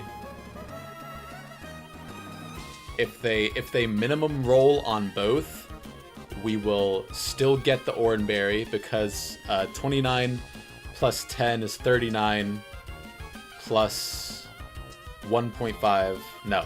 So if they minimum roll, we will not get the Oran Berry, and we will be at 40% damage taken, which will leave us vulnerable to the high roll of acrobatics. So we would have to risk Steenie to either high roll damage or high roll crit of acrobatics. But we are faster.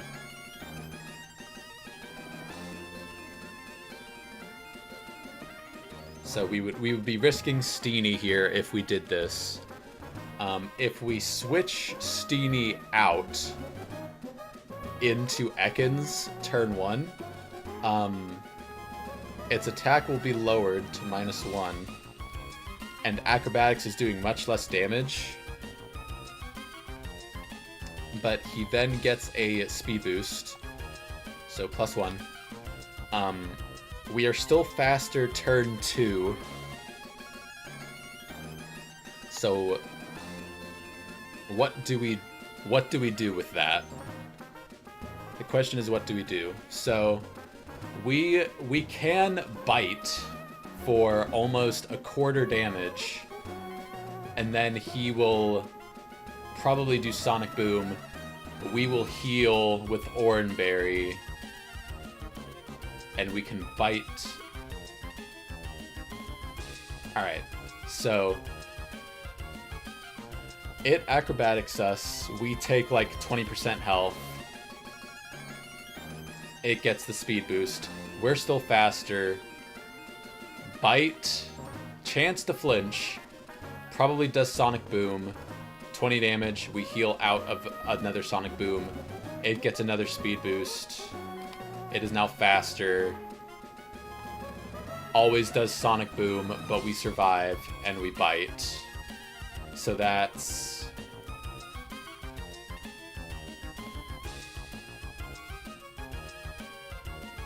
minimum of 48% damage to the Yanma.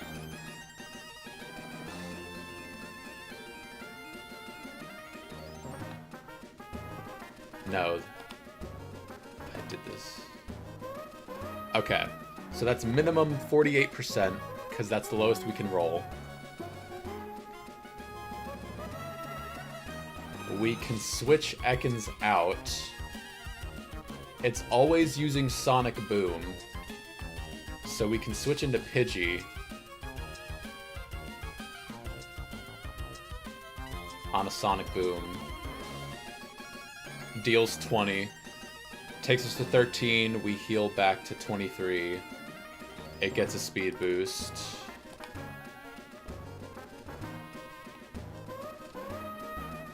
And then Gust always kills, because 42% plus 48% always kills.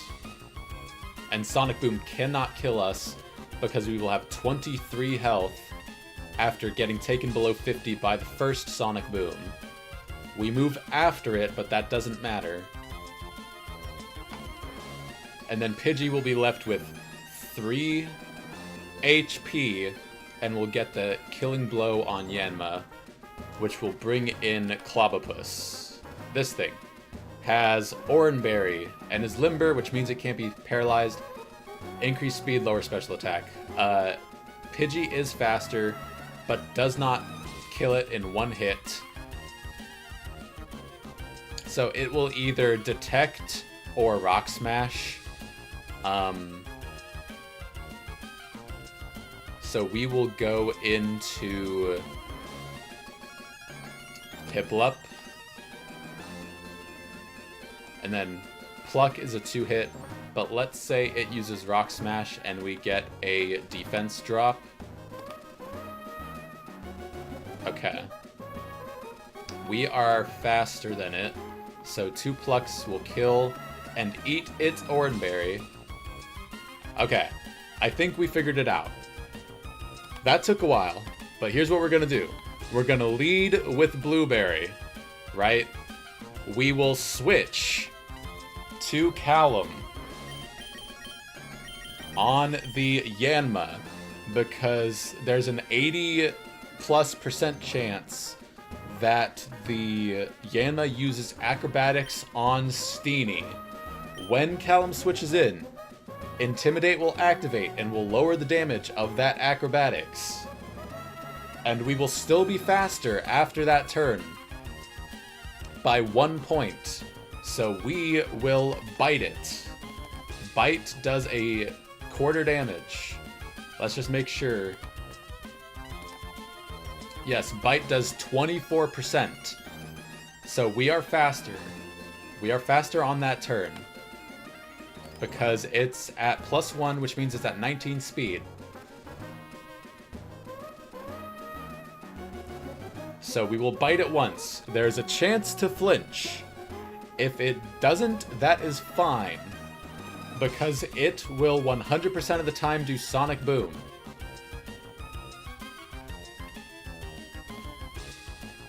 Okay, so switching in at -1, it deals 21% max, unless it crits. Let's assume crit.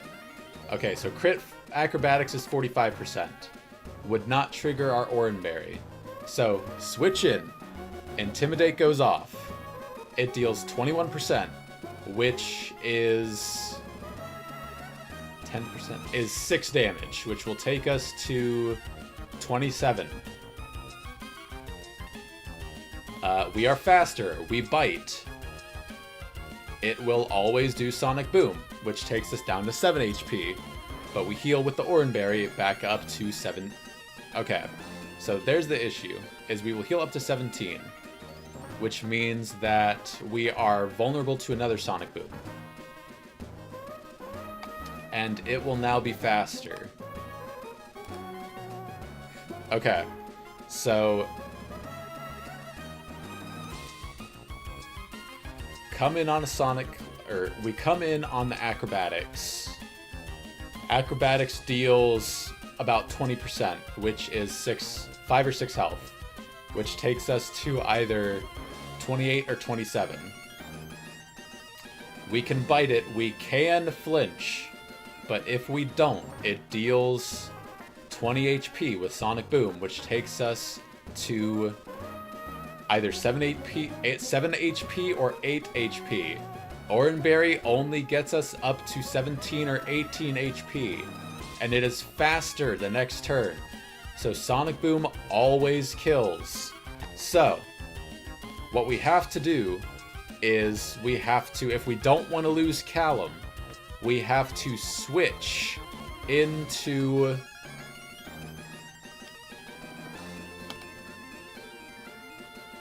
so that would be okay. We switch into Pidgey, I believe. Let's try this. We switch into Pidgey. Takes 20 damage from Sonic Boom because that's the move it has to use on Ekans. Takes us from 33 to 13. We heal back to 23 with the Oranberry, and it gets a speed boost. It is definitely faster than Pidgey. It is always using Sonic Boom, but Pidgey always survives one Sonic Boom because it has 23 HP. So Sonic Boom takes us down to 3 HP, and Gust will not kill it, but will do a lot of damage to it. It took 24% from Ekans' bite, 24%, and Pidgey will do an additional at least 42. So that's minimum 68% damage done to it. So we will then have to switch because we don't want to lose Pidgey. So we will switch to Bugs. So remember, Yanma has taken 68% damage. So it's doing Sonic Boom. It always has to do Sonic Boom because it's 100% to do Sonic Boom. It does it when we switch Bugs in. Bugs goes from 34 HP down to 14 HP. We heal the 24 from the Oranberry, and it gets a speed boost. It is definitely faster than us, so we have to do quick attack. Minimum quick attack. Well, okay, we don't have to do it. We don't have to do quick attack because we are at 24 HP, so we'll survive one more Sonic Boom. We can... It's at 68% damage. So, Double Slap should always kill. I don't know how it calcs Double Slap. Okay, so it's calcing 3 hits. Let's do 2. So 2 hits of Double Slap does 24%. So that is only 92% to kill if we do not do quick attack. So what we have to do is, because quick attack is 21% damage and Yanma has taken 68% damage, we have to do quick attack twice. Because we get 1 off, it does Sonic Boom, we go to 4 health, it gets the speed boost, but that doesn't matter because quick attack still goes first, and we take it out because 21 times 2 is 42%, and 68% plus 42% is 110%. Okay, so we took care of the Yanma without killing anybody. Now for the Clobopus. We have to switch bugs out, so we switch into Piplup. Let's assume it uses Rock Smash, because it probably is. Let's assume it gets a crit with Rock Smash. 34.2% is the highest it can get, and we will get defense dropped. We will be at -1. But we are faster than Clobopus. It has Oranberry, and we do 53%. So it will be a 3-hit KO. So we took 31% from the first Rock Smash. We do Pluck. Oranberry is eaten. It uses Rock Smash again. It does... Okay. So, assuming it does not crit again, because that would be at neutral, it would be 34% damage. If it crits. So, if it crits, that'll be 34%. And we will be defense dropped. If it crits again, that'll be 47%. So, we will have taken 81% damage. But that is okay. Because it only gets 2 attacks.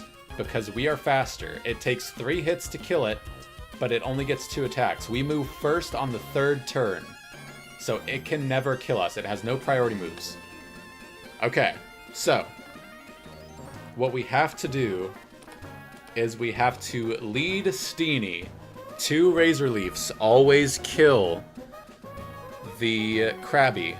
We switch to Callum. We have to do 1 bite with Callum.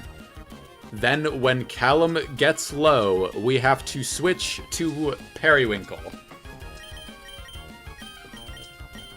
And we have to do a Gust with Periwinkle. And then when Periwinkle gets low, we have to switch to Bugs. And Bugs is able to take out Yanma with 2 quick attacks, no matter what. And then Pablo is going to clean up the Clobopus. I hope I did this right. Okay, so let's save. I know this is a lot of planning, but this is what's required.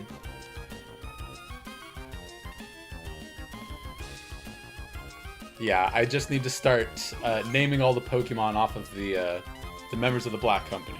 Alright, so one more time. Lead with Steenie. When Steenie kills Krabby, do not stay in. Switch to Callum, because Yanma has a 82% chance to use Acrobatics. If it uses Sonic Boom for some reason, I don't know what we're gonna do.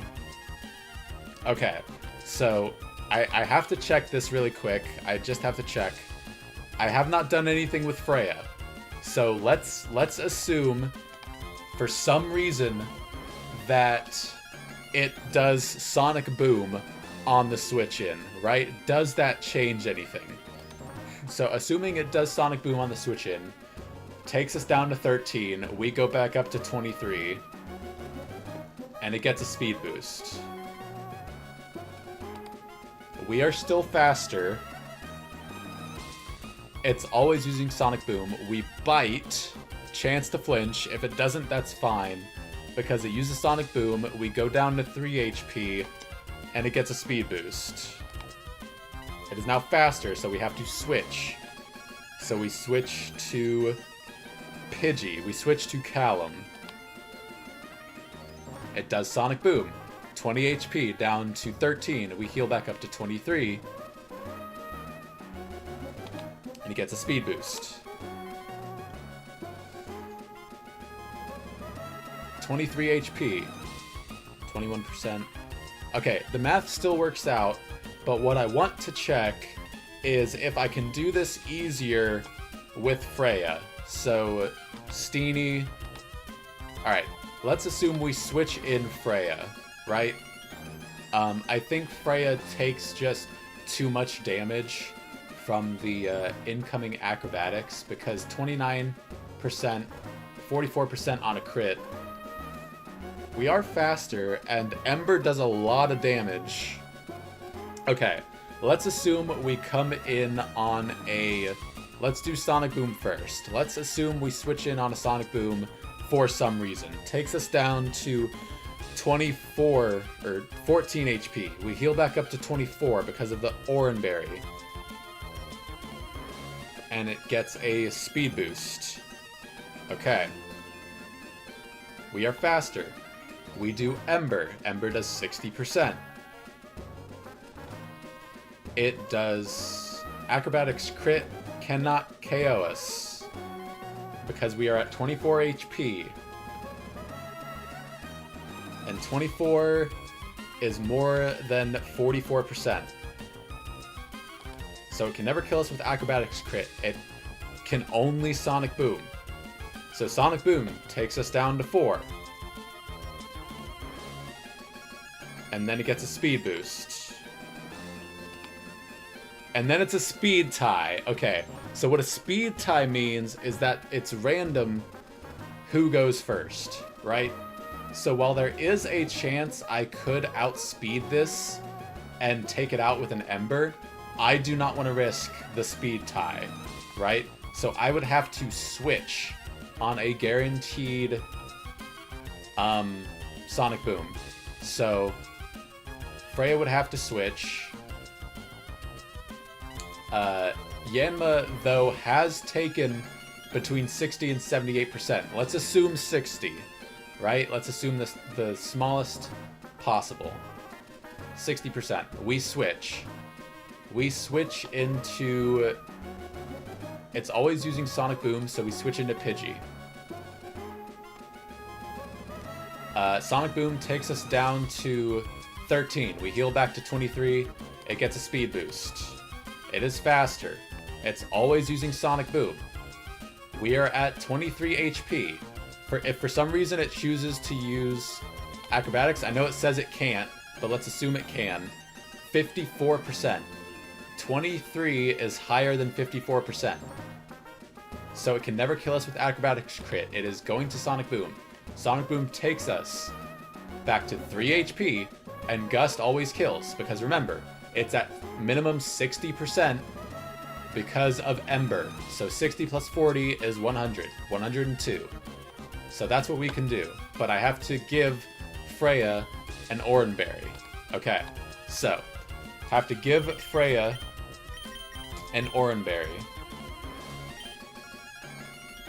And what we do is we switch to Freya when Yanma comes in, because Yanma wants to do either Acrobatics or Sonic Boom on Steenie. So we switch in Freya. Sonic Boom is highest damage, but on Steenie it's 18% chance to use Sonic Boom. Let's assume it does. Worst case scenario. Let's assume it uses Sonic Boom. Takes us to 34. If I'm repeating myself, I'm sorry. But takes us to 14. Heal back up to 24. And it gets a speed boost. We are still faster. So Ember works. Sonic Boom takes us down to 4 HP. And it gets a speed boost. We switch to Pidgey. We go down to 13 HP, heal to 23, it gets a speed boost. Sonic Boom. 23. Cannot kill us. Alright, that works. So, Steenie kills the Krabby. Switch to Freya when the Yanma comes in. Deal 1 tick of Ember to the Yanma. That'll deal at least 60% damage. Switch to Periwinkle. No matter what, Periwinkle kills the Yanma because we do 40% damage. And then on the Clobbopus, we switch to Pablo, and we can clear it out from there. We only need 4 Pokemon. So, I'm gonna save again, because I'm paranoid.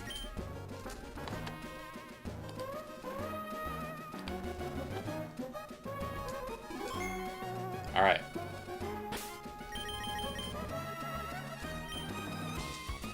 Let's do this. I have to check one more time. Steenie, Krabby. Shell armor, 50%. Okay. I think we're good. I think we're okay. Let's go.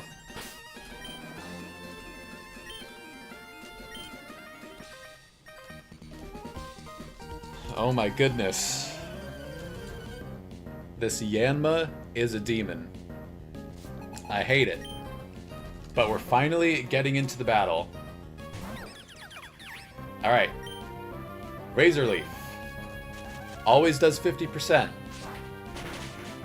There's 50%. It looks close, but it will... Alright, there's the Oranberry. Alright, it used Mud Shot, which means accuracy is reduced. Okay. That's not... Okay, our speed fell.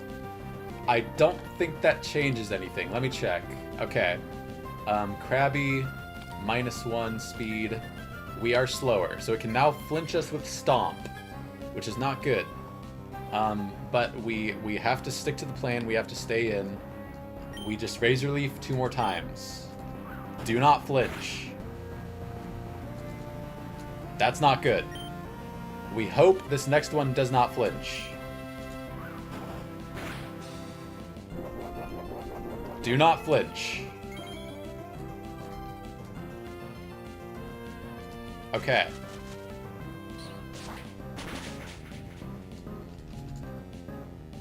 It is probably going to either Stomp or Aqua Jet. Either way, we need this Razor Leaf to hit. Do not flinch. Okay. So the problem here is that because we flinched so much,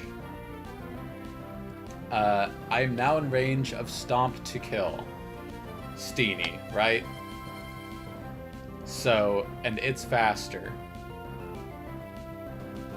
So, the whole point of this was to try and bait Yanma in next. I can't do that now because I'm too low.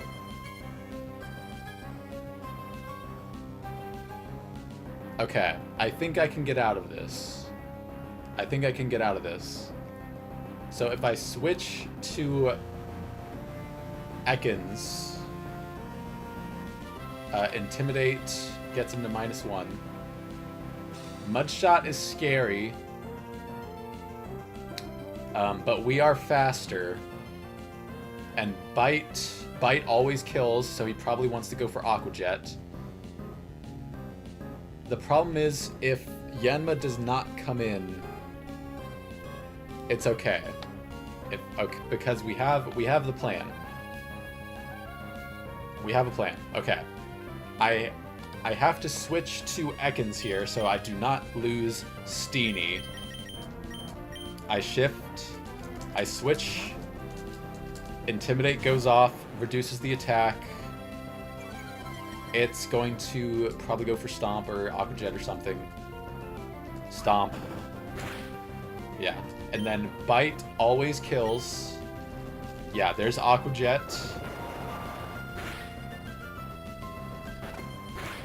Alright, Krabby down.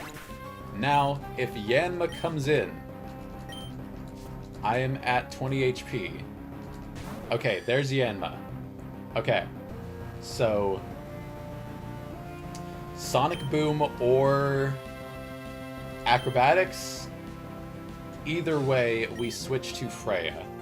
We calced this before. We can confidently switch to Freya. There's Sonic Boom. That's fine. We heal. And we are still faster on this turn. Yes. So, we Ember.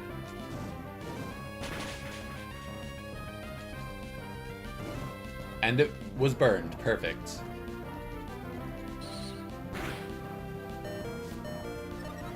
Alright, +2.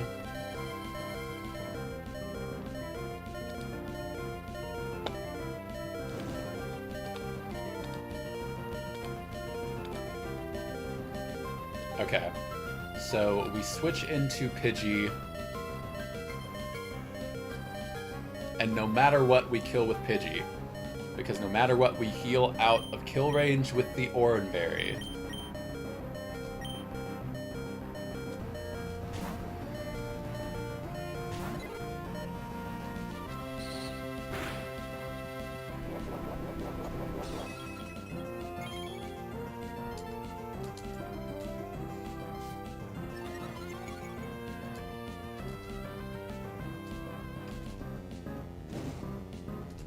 We Gust here. Sonic Boom is scary, but it leaves us at 3 HP, and then Gust always kills. Yes, excellent. Okay. Here comes Clobbopus. We just straight up switch to Piplup. We don't even need to think about it. Our defense can't be lowered because of Clear Body, so Rock Smash will not lower defense. It did crit us, but that only did 12 damage, so we are safe to another one, so we Pluck. We eat its Oran Berry. And that gets us back to 36 health, and we have our own Oran Berry. We are in the win position now. There's nothing this thing can do to us except stall with Detect, but that does nothing for it. Pluck will always kill. I think it's a range, but yeah, it's just going for Detect. Pluck should always kill. And it does. And we are through that demon of a fight. That damn flinching Krabby and that Yanma. Both were awful. But we got through without any deaths. I'm glad I was able to steer out of the multiple flinches by switching to Callum. Getting the Intimidate on that Krabby was probably the best thing we could have done there. I'm gonna save after that, because, oh boy, that was stressful.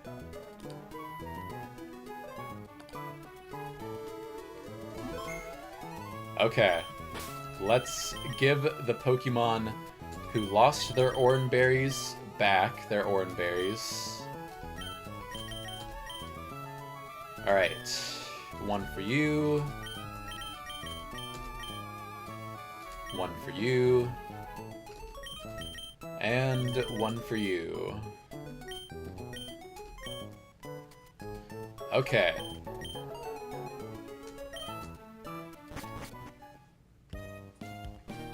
We can finally continue past that trainer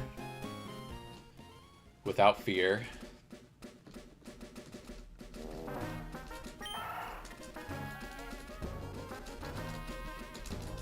Where's that item?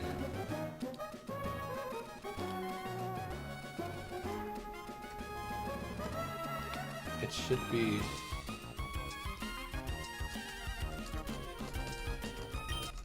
There it is. Alright, so we got a full heal, which means at any point we can fully heal our Pokemon. Where's the pearl? Okay.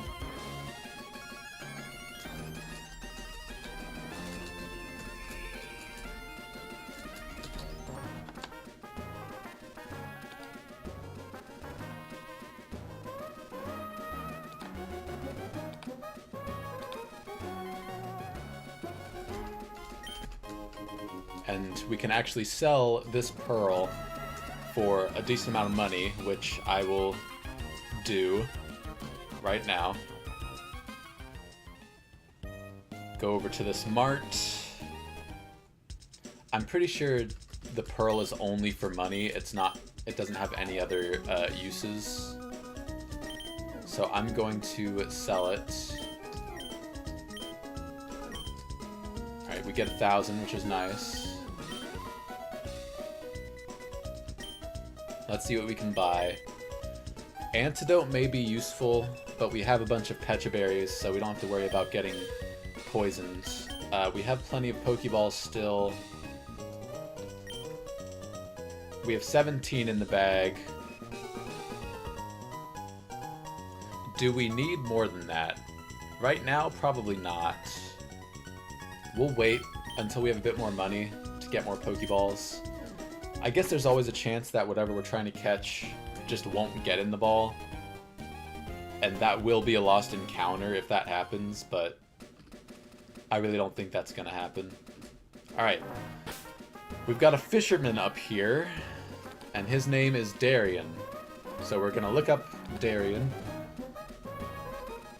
And let's see... Oh, there's 2 of them. What is this one? Level 12...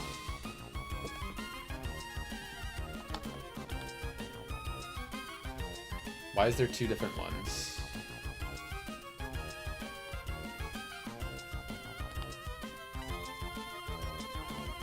Alright, I'm assuming this is the correct trainer.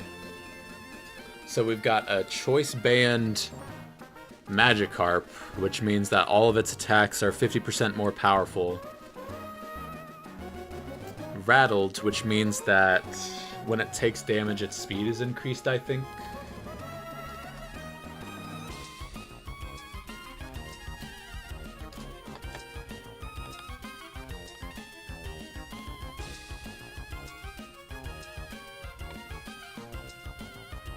Alright, so when it's hit by a bug, ghost, or dark-type move, its speed is raised by 1 stage. I don't think we have to worry about that. Yeah. Okay. So Rattled is not really something we have to worry about. It is super fast, though, at 27 speed. I don't think we have anything that outspeeds this. It only has 1 move with Bounce. So let's see how much damage it'll do. Pidgey is slower. I think they're all slower. Yeah, because Freya's our fastest and she's slower. So what I can do is I could do Quick Attack with Bugs and just get a hit off. Because I could hit it before it bounces up, and then after it comes down, if I don't get paralyzed, which there's a chance to paralyze with Bounce, I could hit it with Double Slap, which potentially does more damage.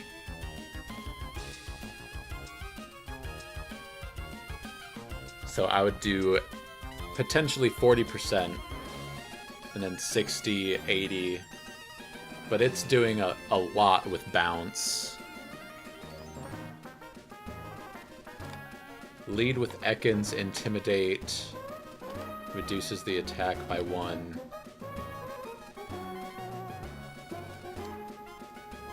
It always bounces up turn 1, so it doesn't really matter what move I use. Even with Intimidate, it's still doing decent damage. It's like a... yeah.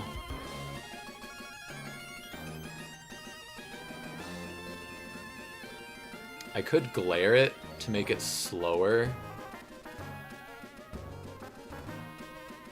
Glare should always hit, and it would make it slower.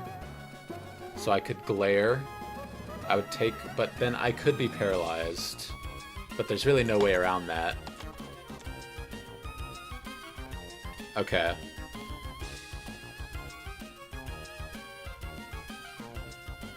I think the play is to just lead with Callum, get the Intimidate, reduce the damage.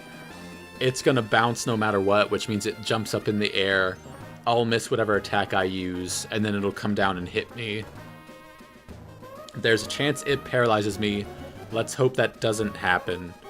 My plan is to paralyze it when it comes down with Glare. If that doesn't happen, then I'm in a really bad spot. Because I'm just taking damage over and over. So...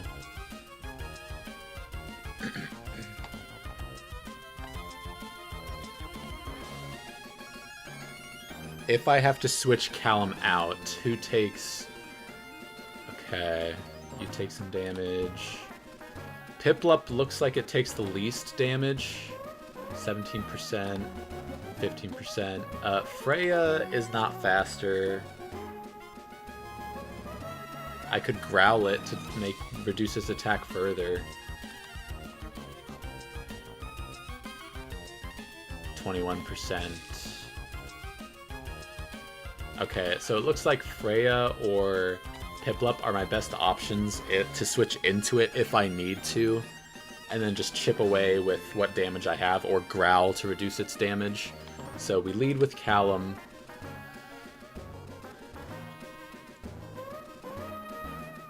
Glare it to reduce its speed, start doing damage.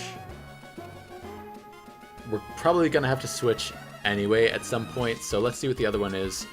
Focus Sash, I'm probably not going to kill this in one hit anyway, so that doesn't matter. It's faster than anything as well. It has Hydro Pump, Tackle, Flail. Okay, so this one's a bit rougher. Hydro Pump is a high damaging move, but low accuracy. It's like 90% accuracy, unless they changed it in this. Hydro Pump, Hydro Pump. 85% accurate. They increased the accuracy by 5, so there's a 15% chance to miss, which is not a lot. So Hydro Pump is doing a lot of damage to everything. So Steenie will probably have to handle this one. Yeah, look at that, Razor Leaf. So we basically just have to use our other Pokemon to take care of the first one and not have any of them die, and then once the other Magikarp comes out, we just switch into Steenie and 2 Razor Leafs will kill it, and it won't get it into max Flail damage range, because the lower HP you have, the higher damage Flail is. Let's do 1 HP. Yeah, so Flail, even on a crit, will not take out Steenie. Hydro Pump does 24% plus 75%, or 24.3. I will literally live on 0.1% health if it gets a crit Hydro Pump and crit Flail on Steenie. It does not kill me, because that's 99.9 no matter what. So we'll start with Callum and just try to get a Glare off to reduce its speed so that we're not, you know, lagging behind with our other Pokemon. Alright, Callum. Let's see what you can do.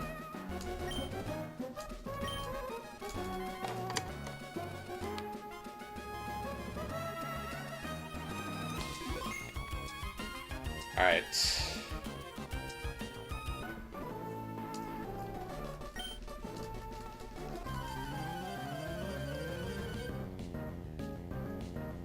Again, there's nothing I can really do if I get paralyzed. I just have to hope I don't and that I hit Glare.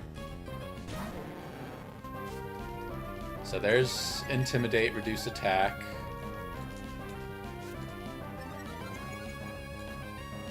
Okay, so it was faster anyway. I don't see why that happened.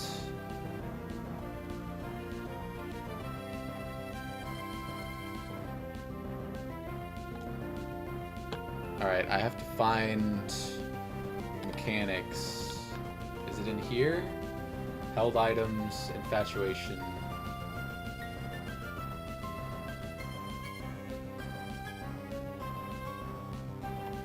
Weather. Okay, it's not in there. Abilities.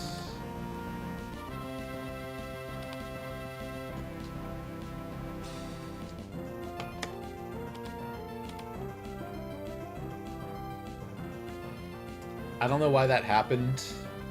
I'm trying to look for it. So I don't know if that matters or not, because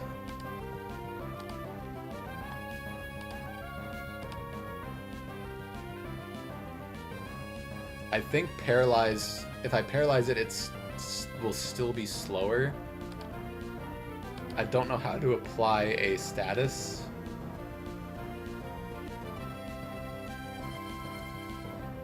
But paralysis reduces your speed by 75%. And yeah, that should make it slower. So it doesn't matter, I don't think. But that's... Oh. I didn't read the whole damn thing. If it... Dark, Ghost, Bug-type attack, or if intimidated. Damn. Well, so it does have Gen 9 stuff. Or Scarlet and Violet is Gen 9. That's really weird. Anyways,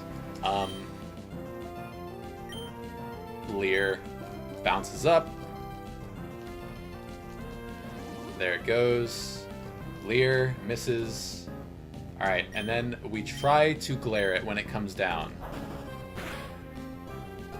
Alright, perfect. Excellent. That did a lot less damage than I thought. That was 6 damage. Which is, let's do this, -1.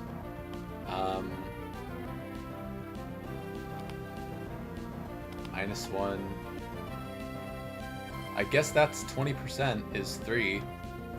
No, 3 damage is what? 10%? 11%? Then why is it not doing...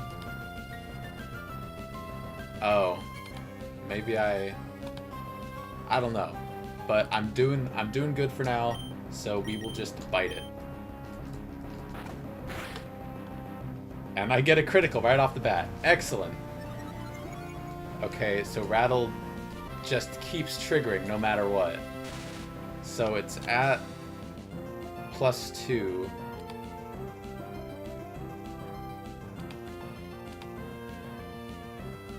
I think it's still slower because 50% of 50 is 25. Yeah, it's still slower. Paraflinch strats.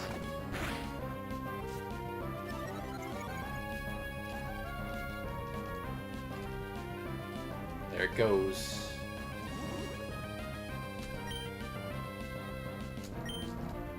Oh, it's because I'm using Bite. It's a dark type move.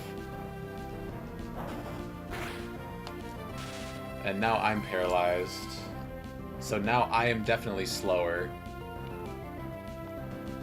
So I can stay in for 1 turn. I'm at 20 health. I'm at 61%. Crit bounce does not kill me. Barely doesn't. So I will stay in that...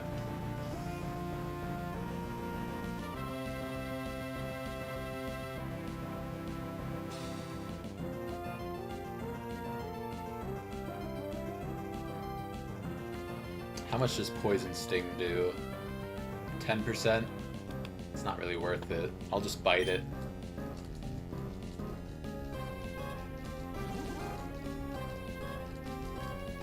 Watch, I'm gonna get paralyzed on this turn. There's Oranberry value. There's Bite. Alright.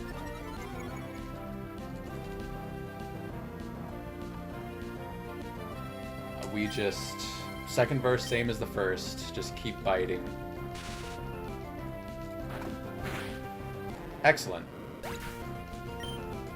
Okay. That was a little annoying to deal with, but now we have the second Magikarp, which, with this, we just immediately switch in to Steenie. No questions asked, we just switch straight away, because it's probably going to Hydro Pump. Yep, there's Hydro. Yeah, it does barely any damage. And then 2 Razor Leafs kill this.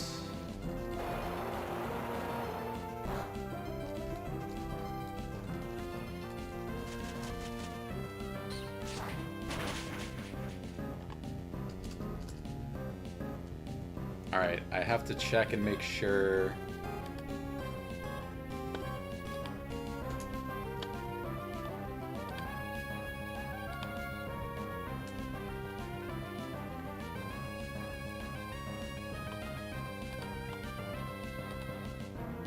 Okay, so it can crit kill me with Flail, which is a little bit unfortunate. It does move first, it's faster.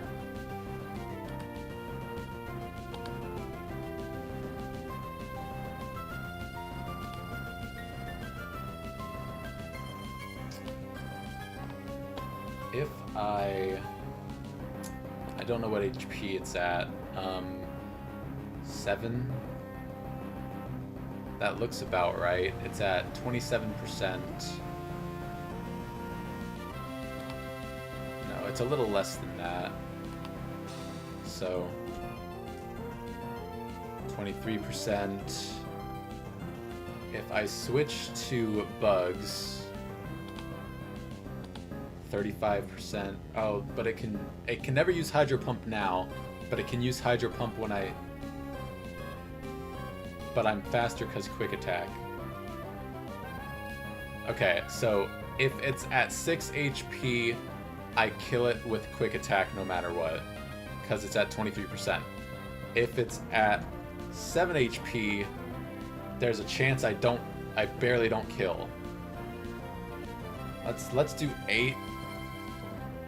Okay, so I think to avoid the off chance of Flail crit, because I don't think it's ever clicking Hydro Pump here. Let me just make sure. Steenie is out. It's at like 7 HP. Yeah, it's never clicking Hydro Pump. So it's always going for Flail. Why is it not doing... So if it's at 7 health, it's crit 35. If it's at 6 health, I don't understand. What happened to the 75% damage crit from Flail? How did I do that? Oh, I was at 1 HP, wasn't I? Yeah. It's not at 1, it's at 7. Okay, so crit from Flail never kills. That's on me. I can just Razor Leaf.